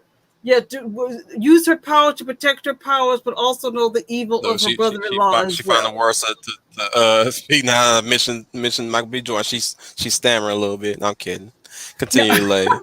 Continue. She used her powers to protect her powers, but also to fight her half brother who wants to use them for evil purposes. Played by And Tony Todd. maybe he does something to Hal Jordan that makes her kick into action, you know. Give But me she the will life be a essence model. of the animal. Yeah, yes, she does something to kick into action, and that's what she has to do. Mm-hmm. Maybe that's a motivation for her. Maybe at first she doesn't take it too seriously. Maybe she's enjoying the model life. And Maybe again, she's enjoying it. instead of Jon Stewart being her boyfriend, what about Bronze Tiger? Okay, there's another one. Played by Michael guys Jack White. Exactly. Because Bronze Tiger does also become part of the Suicide Squad. In fact, unlike Vixen, however, he comes to enjoy being a part of the Suicide Squad. Vixen, however, does not, because I think along the way, does the Suicide Squad become a little disillusioned? Okay, that would work with that. That's a nice touch. Mm-hmm. I don't know. I'm just throwing ideas out there. You guys tell me what you think, because when I hear silence, I'm like, did I overstep? No, I was thinking. No, not really. I mean, it's all good You stuff. just cause people to ponder. Yes, that means you That's did what you something do. good because you got us to think. You got us to think. That's why we're quiet. Like, never thought it like that before. Now, after Trooper's pilot, I'm pretty sure he's got a show in store. For wait, yeah, all eyes on you, Trooper. What your next show will be? I've got like a few. If you ever continue. Go with it. Well, it's all gonna like arc eventually to like Big Bad. So like throughout that, there's gonna be, you know, like I said, I would do like either like a Beast Boy and Zach show. I don't know if I would want to use Johnny Lang too much because he is my Robin, and he more like I could see getting him out of that Robin costume and using more utility type tools if I wanted to do something more like a supernatural type show, so I can get that actor's like face and image like cemented in the viewer's head that that's Johnny Langstrom. So like, you know, whenever they see that actor doing something else, oh, that's Johnny Langstrom. But the other thing I wanted to do is I wanted to do something like the Infernal Four, and the setup to that would be more or less, since I've already like displayed all the characters, I can now more or less bring in John Constantine. I can finally bring in Satana. I already have Zach from my previous shows. You know, it's like, and then I also have a variant, which is obviously like Isabel Zatara. So it's instead of doing like a Fantastic Four type thing or like an Incredibles type thing, it's literally like four Magi. So, and that would be pretty cool because we haven't really seen that in the DCE like expanded universe, or in the animated universe. We've seen it like in Justice League Dark a little bit. Quick idea. I have an idea for one of your baddies. What if it's Brother Blood? That was the Hive. Yeah, like, the Hive and Brother Blood. Yeah. Like it would all eventually work. I mean, like what I want is, of course, like anything else, some form of infernal, you know, world-ending doom, or at least what is it, like City of Demons type of story, where, you know, whereas everybody else, that's not really what I care about. I care about that I have these four Magi and they got to stop. You know, they got to stop this terror, this demonic terror in you know, in the city. Right. So something for me, like that. Like the whole point is the entire time I'm developing like this teen dark universe. So yeah. So yeah, if we were continuing down the road, then I'll bring up my Superman sequel, which will end with Lex Luthor knowing who Clark is, and leaving Clark second guessing as to what he would do with that information. But of course, you get the opener to a new villain that's going to be coming over the horizon, Mr. Mixie Spicklick. Oh, And then Oh, I thought about that, but I was like, that's gonna be a lot of CG, or I'd have to find some form of midget like to please play tell that me you have character. Gilbert Godfrey in mind for the voice. Something. Yeah. And I was like, Yeah. I'm like, that's too he over the had top a, for my stuff. Like for my stuff, I don't want to like necessarily go if he was there. still around, Vernon Troyer. Ooh, But that's good. yeah, Actually, I would want Uncle Phil to be the voice of him. Uncle What was his Phil. name again? The actor who played Uncle Phil. James Avery. Thank you. I want James Avery to do the voice because I actually think it would be great for him. Really now? Or Well, I like Jeffrey? I actually like, or Jeffrey. Jeffrey could work too. I like to give, I like to challenge actors because I like to challenge actors and In that have them case, go. Carl Winslow. Ooh, Carl Winslow. I wouldn't mind seeing a film that involves like maybe like different variants of Superman, if you will. Mm-hmm. So sort of like the rise of Superman. That's only if I'm privy to a Death of Superman, which I still need to earn 'cause, that like, first. it wouldn't necessarily like work in mine. I'd have to work it with different characters to do something similar, but I wouldn't mind seeing something like that where you get all your different and current. Because John Henry Irons is still back established in my Superman. He'll be and, established in my Superman sequel. and Good. do I like like that That's a where already. that's where he'll.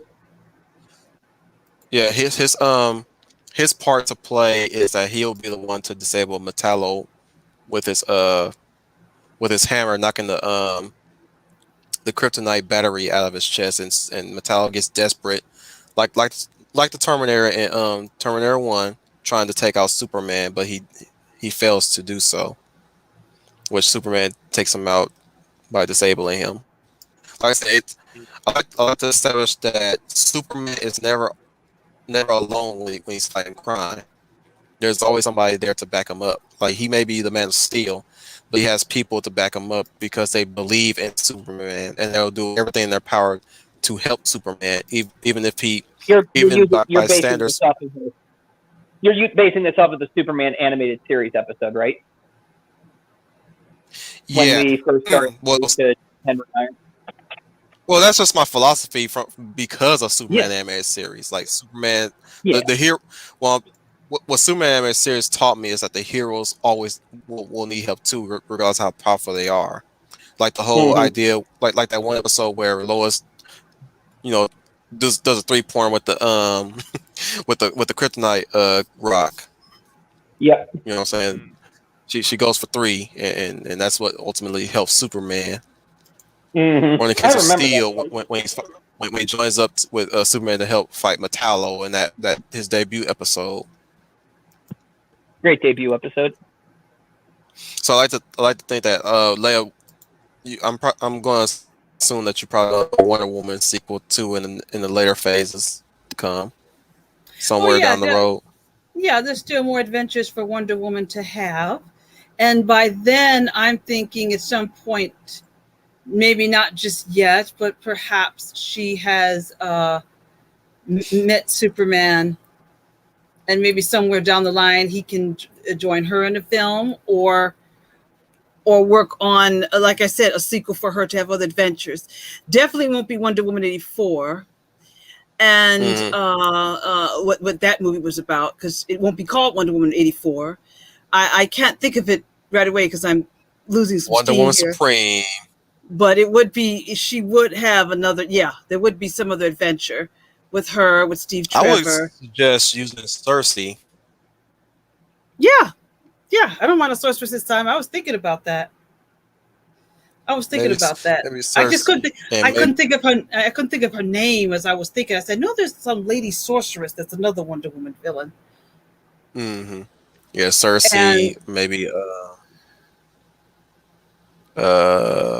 a misguided Amazon. Maybe Artemis will make her debut, and she gets recruited to the Amazons. Oh, that would be actually pretty What you cool. got You can for- even you can even do your own little Amazon that's gone rogue. So it could be the anti Wonder Woman. Instead of fighting Ares, she's now fighting the Shadow. Nubia. You know, like Nubia. Man, so many ways to go. You can't have that woman of color fighting Wonder Woman. Yes, Well, we can. isn't Nubia supposed to be a black Wonder Woman? And see, Technically. Oh, well, see, I don't want two Wonder Womans. I'm sorry. There's only one Wonder Woman. That's Diana Prince. That's why she's gonna kick her ass. Yeah, okay. Yeah. That's how I see it. That is exactly how I see it. It's got to be only one woman. Now you can use her in there and make her a villain in there for her part of people. But Wonder Woman Brian stays. Gilmartin is not here. Yeah, since Brian Gilmar is not here, I'm going to assume that he probably either do a Batman sequel or maybe Captain Marvel's, aka Shazam. I'm assuming that would have been his next phase movie. Yeah, probably so. That or he'll probably beat Schooner to the punch. Maybe he would did Green Lantern. Mm-hmm. Or Hawkman or even Aquaman. Nobody's spoke about Aquaman yet, but maybe he would probably take on Aquaman. I could volunteer and do an Aquaman movie. I got a robot. I got a robot, and I got a space policeman. So now I need a Sea King. Yep, I was gonna say a fisherman. Yep, a fisherman. Oh, I like the fisherman. I have to ask again for our audience: would this have been the DCEU you would have paid money for, despite our approaches to it? Like even if I had announced that I was going to do a Superman, you was hoping that I was going to bring in Lex Luthor. Yes, I would have, but the twist is he's not going to be the main villain. He was going to be the setup and payoff to another sequel. Oh, yeah. I'm sorry, guys, but that's not how I roll. I love Lex Luthor as the next person, but dang it, can't rely on Lex Luthor all the time. I agree. All the time. Yeah, you can also introduce Mongol. I thought about Mongol, but I was like, I'm like, that's too fringe for some people. I'm like, I'd have to sit there and try to do. But we all about risk taking, right? So universe, we could yada take yada risk. yada, and what he wants, and kind of like War World. Yeah. We'll have to talk about War World at some point. And it's like, and how that operates. In that rabbit hole, no, not really. It's like maybe. I mean, demand's got to be there. So. Yeah. But then we'll create supply and demand. Oh, you mean? See, we'll be playing off the start wokeifying stuff to where like, man, I wish it was like the old stuff. I'll just have to keep buying it and hope they get better. Nah, not like that. More of you never thought you needed Mongol until now. Mm-hmm. Who is Mongol? Read about him. Learn about him. I'm not. Look, it's not my job to educate you guys. The job is for you to get out there and start looking up these characters. I'm supposed to present you some entertainment. That's my job, to present you the entertainment of Superman fighting a world conqueror that controls the planet. I have an idea. This could actually tie into a Troopers series. What if Brother Blood is the first big baddie that they face, but what about Intergang? Because I want to establish that Intergang, the criminal organization that uses New Genesis and Apocalypse technology. Because I want to show that what if Apocalypse is a DC Universe villain? Why not? I already established new gods. Yeah. So it's clear that Intergang has taken an interest in Earth for some reason. What if this is what brings the Justice League together, Darkseid? I wouldn't mind some universe shattering event where I can have like a big montage scene and present Gerard Christopher, Dean Cain, Tom Welling, Hmm. Tyler Hoechlin, Henry Cavill, and maybe John Newton. That's why I want to But bring that in would the actually- Anti-Monitor. Yeah, that Like, would actually I work. don't know how I would work in Christopher Reeve at that point, because you want to do it in a way that's not creep, because I mean the guy is dead, but you want to Yeah. do it in a way that like No deep fake here. no deep fake or anything like that. So sort of like what's the best way to put it? Sort of like is it Timeless for Star Trek? I think it's Timeless, where you have almost like the anti-time effect, to where you have three different enterprises, from three different time periods focused. Oh yeah. Oh yeah, yeah. All those things. Time. That's kind of what I would want to kind of do with all the Supermen, if you will. So like obviously it resets itself. We don't know which Supermen actually survive I or guess not, I but could that actually kind start of out doing leads. the Death of Superman and bring in Doomsday for that one for you to do the Superman, Hmm. and we bring in So are we actually going to be doing a movie where all of our heroes come together? Well, for me, in a way, that would yeah. be one thing, just to try to do all the Supermen, not necessarily all the Superwomen. Like, Because it would work. to be them, sucks to be them. They can be on the back burner for some other project. Well, the thing is, It could actually work too, because if you bring in the death of Superman for the sequel, during his fight with Doomsday, thing other is heroes this, did come that and the fight. Superman will actually tie everybody together in that regard when Doomsday comes in, because it's no longer it's not really much of a Superman situation. It's an everybody situation. So we already have established Wonder Woman, even though it was not really Wonder Woman or any other recognizable DC characters. Really, it was really Booster Gold, Blue Beetle, and Fire and Ice that dealt with him,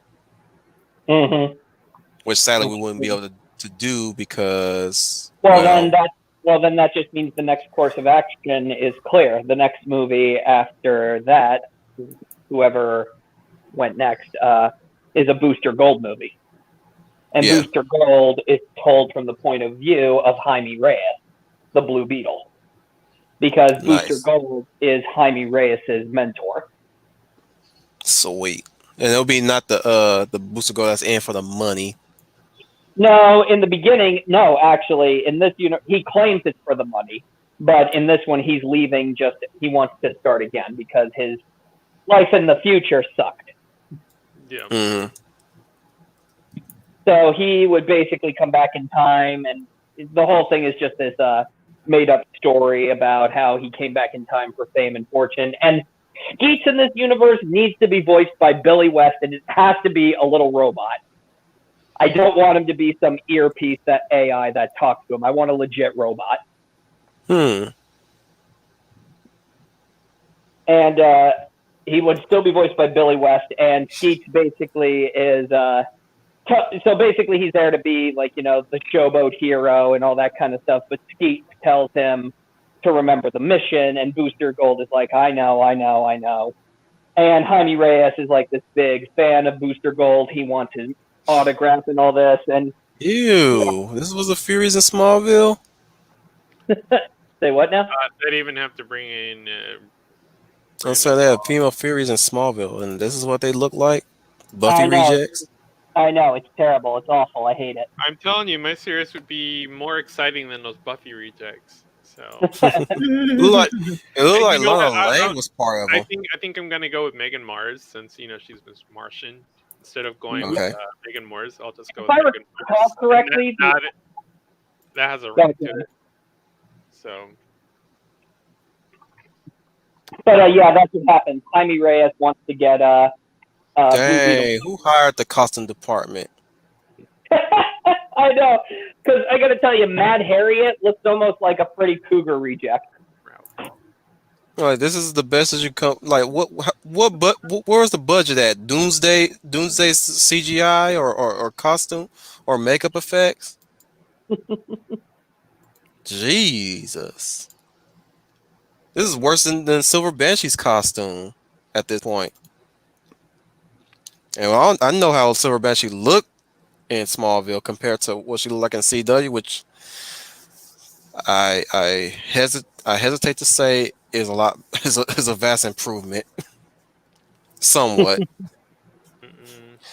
But that's compared to what was already set the standard in costume design. So until we got more bodysuits that don't really have no cleavage exposure, that's when things got boring.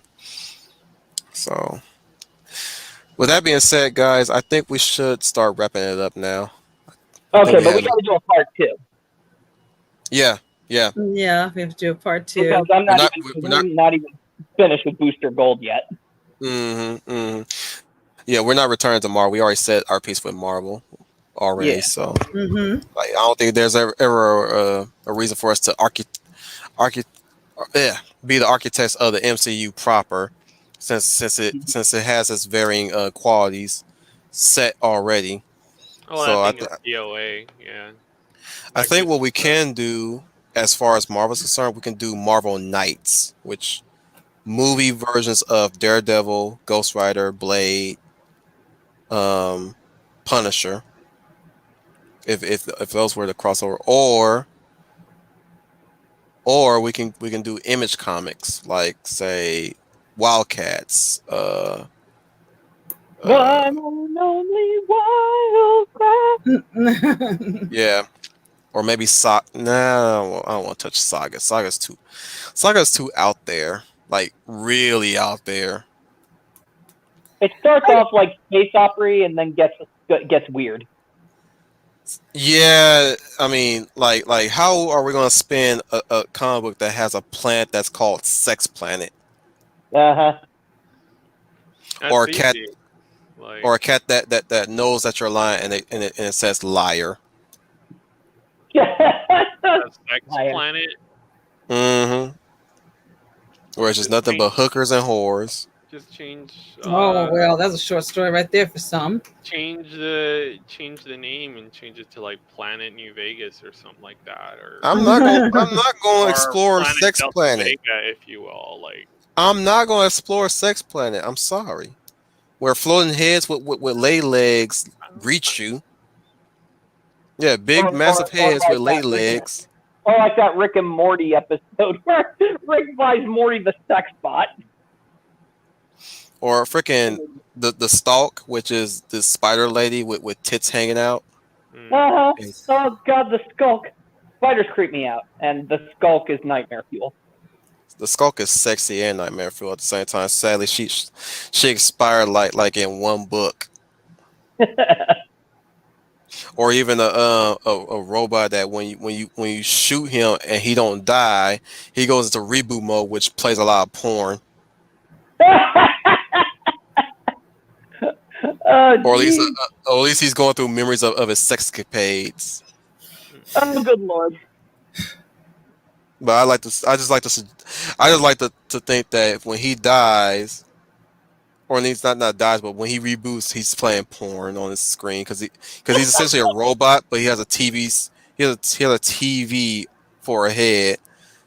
That's why the display screen shows that. Or the fact that shit, what else did I explore in that freaking book series? Aha! Sounds interesting.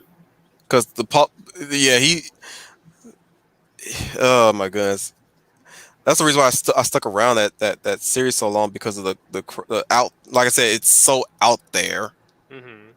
so completely out there. Even the fact that a fairy girl falls in love with a ram boy and gets pregnant by him and goes to meet her freaking favorite writer of an erotic novel that she's been reading, and he's like so super jaded. It's like the Fault in Our Stars, where they meet the writer and he's so freaking jaded and so assholey. until he warms up to the couple now, Mm-hmm. and he dies too, cause the Ramboy's ex girlfriend kills him out of reflex. Yeah, the series is weird. I can't keep up anymore. I've already I started reading it and then I just couldn't follow anymore. And her only defect is that she has short wings. Everybody else in the rest got bigger wings. I wouldn't mind doing a Supergirl film though. Yeah, I was thinking about doing that too. Establishing Supergirl definitely will Yeah, want. I actually, you know what? That's what I was going to bring up in my Superman sequel. I would establish Supergirl, but she's not yet. and for her little Fortress of Solitude or whatever. I mean, the voice No, of what was going to happen was she'll be in stasis sleep. well, what I was gonna say is find a way to have Helen Slater do some voicing. So, not that Yeah, just as an homage, if you will. man, she aged way better than Laura Dern. I'll tell you that. But oh Lord, they're like ass. But Mhm, she did mhm. not do well. I mean, with all that money, you figured that she'd get her face pulled right. But Mm-hmm. Mhm. I mean, come on, get But real. but but uh, but what's her name? But I would have nothing to OG do with Supergirl. She looking good. I would have She nothing look to like she look do like she could with be a the current librarian, female that they used for a Superman. beautiful librarian. So Looking like Goofy's new beau from I'm not Extremely doing Goofy anything movie. with a refugee An extremely storyline on goofy my movie. mind. Yeah. So What was the name of his one friend who liked all the cheese? Did anyone ever notice that after he asked the question, anyone notice why we're always wearing gloves? He hasn't appeared Yeah, since. Bobby, yeah, because Pauly Shore is an ass. Well, I'm thinking Disney just took him out because he was super because he became super clued in. He's like, anyone notice that we're always wearing gloves? Best joke ever in that movie. Still love it. I mean, I got my issues with Extremely Goofy movie, but that joke made it for me. I was like, oh wow. Everybody loves that film. I love it, but my Mm, only criticism for that movie was Goofy. not goofy enough. No, my Oh, problem with Goofy was that he's too like you basically repeated his story from the From the first, last movie.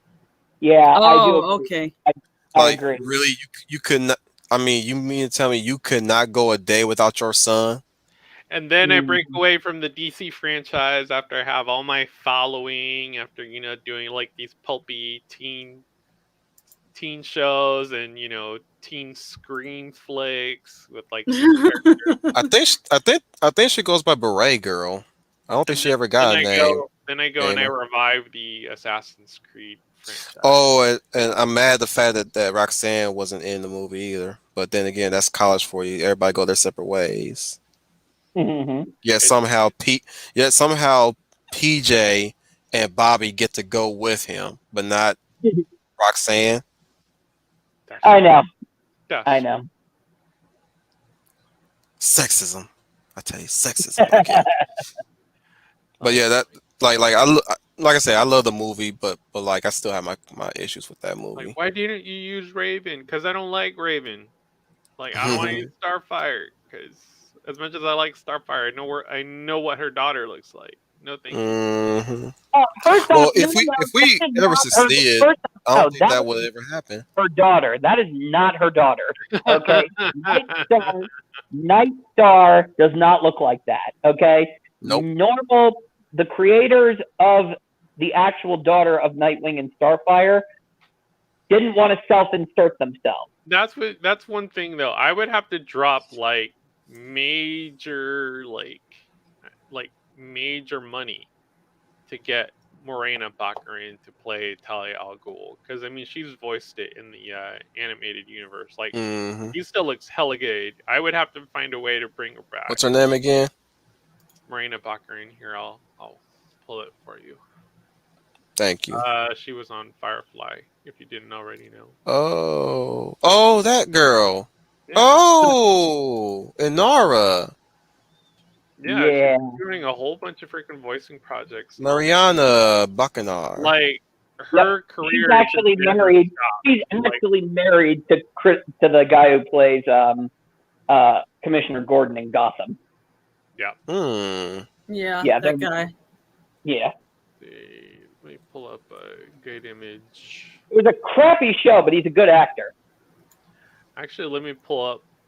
I agree, Scooney. I'll pull one from V. Dude, you missed a lot. Oh my goodness, Dominic. I'm not recapping any of that. You missed out on That's a whole on my Megan mouthful. Mars vampirism universe with stabby stabs. It's no longer Mr. Pointy, it's Mr. Stabby, and all that stuff. With really cool catchphrases like whatever, one-liners and everything. Oh, absolutely. Absolutely. Like, I mean, Marina Baccarin. Like, I grew up soaked in Buffy speak, so. Ooh, yeah, she do look good. I saw her in Deadpool. She still look good. She can definitely nail Talia al Ghul. No, she'd be perfect actually as Talia al Ghul. Yeah, I mean, she is in the animated universe. Like, if you watch any of those films, I mean, she's still voiced Talia al Ghul. She had to drug Bruce to get herself. In Son of the Batman. Yeah. She freaking roofie Batman. I can't believe she did that. Hey, sometimes you gotta do what you gotta do. So I mean, she got herself. Nah, Leia. She roofie Batman and got pregnant by him. She got herself a piece. Now you're paying back child support. I thought I was going to say she was kind of psycho wacko in a way. She is psycho wacko now. Yeah. She basically. They never used to be like that. She raped Batman. I tried to put it nicely. I said she roofied them. You can fill in the gaps right there. But go ahead, Schooner. Be blatant as possible. No, we're gonna call that exactly what it is. We're not gonna sugarcoat it because I didn't say sugarcoat it. That ain't sugarcoat. That's spice. I'd be like, roofie me, please. Like, by all means. Unbelievable. Oh my goodness! And when she put that leg out in front of him like that, I'm like, you need to stop, girl, because you making me feel uncomfortable after Batman just blatantly state that you drugged him. Don't put that leg. Put that leg back. Put that leg back. Well, that's what I love legs, but put that leg back. I even love that scene too because at the very end, what does he do? He grabs her arm and he pushes her lightly back, and he just says, "Talia, what do you want?" He resisted her siren charms. Yes, because she's a dangerous woman. He'd better take his chances. Selena Kyle treated him better than Talia. Talia to me is a wacko. She's a killer queen. Be like, if she could do that to Batman, imagine what she could do to freaking Kirk Langstrom, who's like a freaking vampire almost. Like, I mean, technically is a vampire. I mean, short of come whatever on, you want Bruce. to call it. It wasn't really that bad, was it? Yeah, you keep telling yourself that, girl. You keep telling yourself that. Oh, come on. She could even say, it wasn't all business. Some of it was pleasure. And he's like going, yeah, exactly. He's like going, yeah, you keep telling yourself that. Mm-hmm. Then he doubled down. I was like, don't you dare double down on that. You didn't like that. Don't tell me you like that. That's still wrong, Bruce. See, that's y'all trying to have it both ways, right? Don't do that. Don't do that. Exactly. I mean, but if you look at the comic books, what she did to Damien was terrible. No, I'm serious because apparently in the comic book she surgically implanted, I don't know, something on his spinal column. I don't know. My. Yeah, she did. Yeah, Look, I'm all for her being a villain, but y'all going too far with her. There's her Talia. She is nothing like her daddy. No. What's up, Ivan? So I mean, that's what I would do. I mean, that's why I would be pumped. That's a good picture you found. Ooh, I like that. That's why I would be pumped to introduce, Johnny Langstrom, because he wants nothing to do with either. Like, wants nothing to do with either. Like, he is messed up in the head, and it's like, of course, always having to be at the beck and call of his mother My whenever she wants anaconda something. don't. My anaconda don't get hard unless you got roofies, But son. unlike Lois, unlike Superman and Lois, where Lois is like a very loving mother. I mean, it's like she plays favorites. Like clearly, clearly, clearly, her favorite is Damian Wayne, but she always strings Johnny Langstrom for whatever she needs. So it's like, Oh God. does he That's play terrible into it too. all the time? Maybe, because at the very end he really does want a family. He really does, and he knows not to fall for these types of traps, these mind traps, and Oh, these and his freaking mom could landmines also. that are always laid out in front of him. But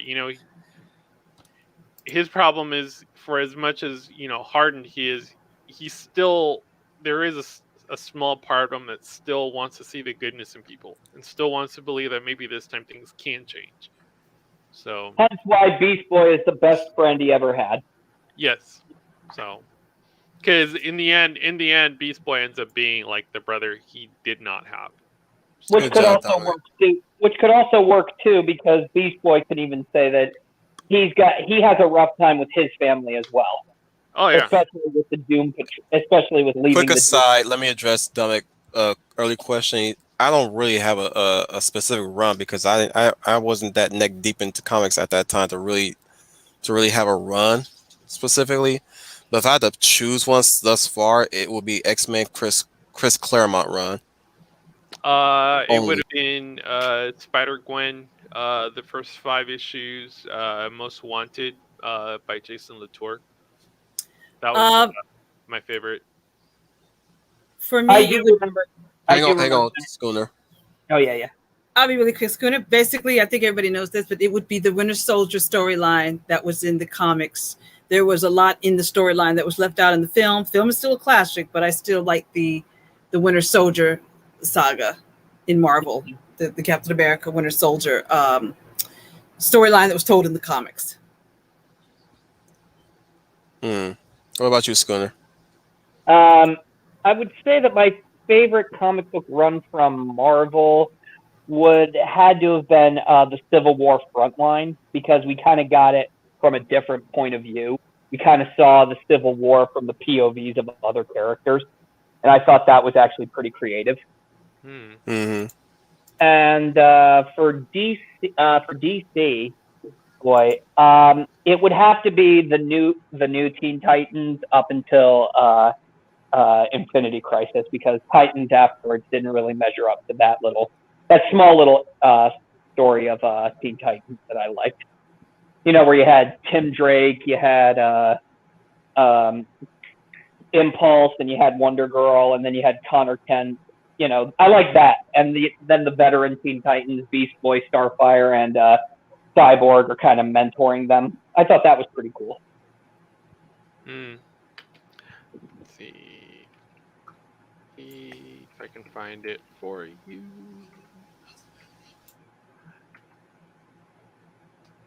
Trying to see if I can find it. I actually did have I did have fun with one of the more recent runs of Robin, but recent as in like 2015, 2016, when it was Damian Wayne. So that was on the DC end. That was it for me, because I mean they were bringing back like a lot of these like heroes, if you will, after New 52 was like already done and over with, and we were already wrapping up Convergence because Convergence was ass. So it's like it was just another way, more or less, to do what Secret Wars was doing, which was tying up loose ends and more or less making characters a little bit more consistent. But I mean that. I have an idea that may actually tie all of these DC Universe movies together if we wanted to do that. Go ahead. Um, One of my favorite comic book runs was the Forever. No, not that. Villains United, which was all leading up to the countdown of Infinity Crisis, when Lex Luthor creates his own Justice Society. When it turns out it's later Justice Society of America, the Injustice Society. Sorry. And it turns out that this Lex Luthor is actually Alexander Luthor. We could say that that's what the Suicide Squad are looking Nice. to, are going to infiltrate. They're going to infiltrate Lex Luthor's Injustice Society, which is now a global supervillains network. Nice. Now I know I mentioned Suicide Squad, but we're not gonna cover that this stream. Probably next stream when we go in deeper into what more we're gonna put into our DCEU. Okay. So I'd like to thank everybody for joining us. Thank you, Brian Gilmar, for being with us. I'm pretty sure he would have a perfect sign out reply today, but he had to go early because that man needs to work. So I'd like to thank Leia Plus Size for joining us. Hey everybody, this is Live Plus Size. I had so much fun this evening. I hope you enjoyed our DCU fan fiction or storytelling. If you like what you did, please leave comments for us below. If you like to mention something that we did not mention that you think is very creative, please leave those comments below. We would love to hear everybody's ideas about how they would write for the DCU. And thanks for joining us, and hope you come again. Hope you have a good evening. Schooner Tuna. Coming at you live from a secret government facility buried deep underground, but has excellent Wi-Fi. This is Schooner Tuna signing off. Bloop, bloop, bloop, bloop, bloop. Bloop, bloop, bloop, bloop. Occupy Balmora, the Trooper FN 2525. Hey guys, it was fantastic. It was fun doing this what if scenario now that we're at the top of the 5th hour. It's been fantastic. I'd like to thank Brian Gilmartin for popping in. Also, big thanks to Leia Plus Size, Schooner, and of course Wolf for hosting myself and having fun with growing the DC Dark universe along with all the other parallel storylines and trying to tie them together. So it's a fun time. Definitely going to do it on Tuesday. Can't wait. Catch me tomorrow with Green Line Girl 7 when we talk about character designs, and we will be definitely following that up on our side of things with our upcoming stream about favorite male/female designs. We're going to be talking about both sides, so guys, get your guys male and female character designs, be it from movies, books, comic books, TV shows, animated shows, whatever. And Schooner, don't bring a laundry list. I won't. Do it. Do it. Oh. Do it. And I will not bring a laundry list. Okay. I will bring a shopping list. That's assuming that you'll pop in for Thursday. I know you can't do Oh, Thursday. I thought you said Tuesday. Sorry. Yeah. Sorry. It'll be this Thursday. But like, if you were there, I would say, yeah, don't bring no laundry list. No, but I'll probably be listening to you guys, so I'll be there in spirit. Yeah, Right. definitely. And Trooper, we don't need no sock puppets or no sandbags, man. Oh, goodness. And Leia Oh. can't always be the captain. You got really bring on your big old bags of man pecs. Well, she's already got number 2, which is Aries. Yeah, there you go. And Hercules. Yeah. And just in the green room, Sinbad. Okay. I'll see what I can. Well, you already named my top 3. What else can I bring? Mm-hmm. I'm pretty sure you'll figure it out. I'll pick up some. T'Challa, maybe. Yes, I would. Perspective. I mean, here I am, shaping teenagers and getting them to do one-liners and, getting them to buy all that trendy merchandise. Next Tuesday on the 13th. Next Tuesday on the 13th will be everybody's favorite topic that we discussed, I guess, a couple of weeks ago. Token representation will be coming back, everybody, and this time we will be having Brian Gilmartin for that one and Schooner Tuna with that one to get all 5 of us will be discussing token representation again. So everybody get ready for that one. We'll be returning with Parenthood, and for the first time ever in the next on the 20th, we'll be talking about child characters. We really need to talk about child characters and how they're being written as of today. So we'll definitely be going back to parenthood and definitely talk about a writing topic this guess that's gonna be that's a Thursday. Yep, that's a Thursday. Child characters. So definitely be on the lookout for that. So everybody, thank you, and you are the UN Spacey. Welcome to the Wolf Fleet.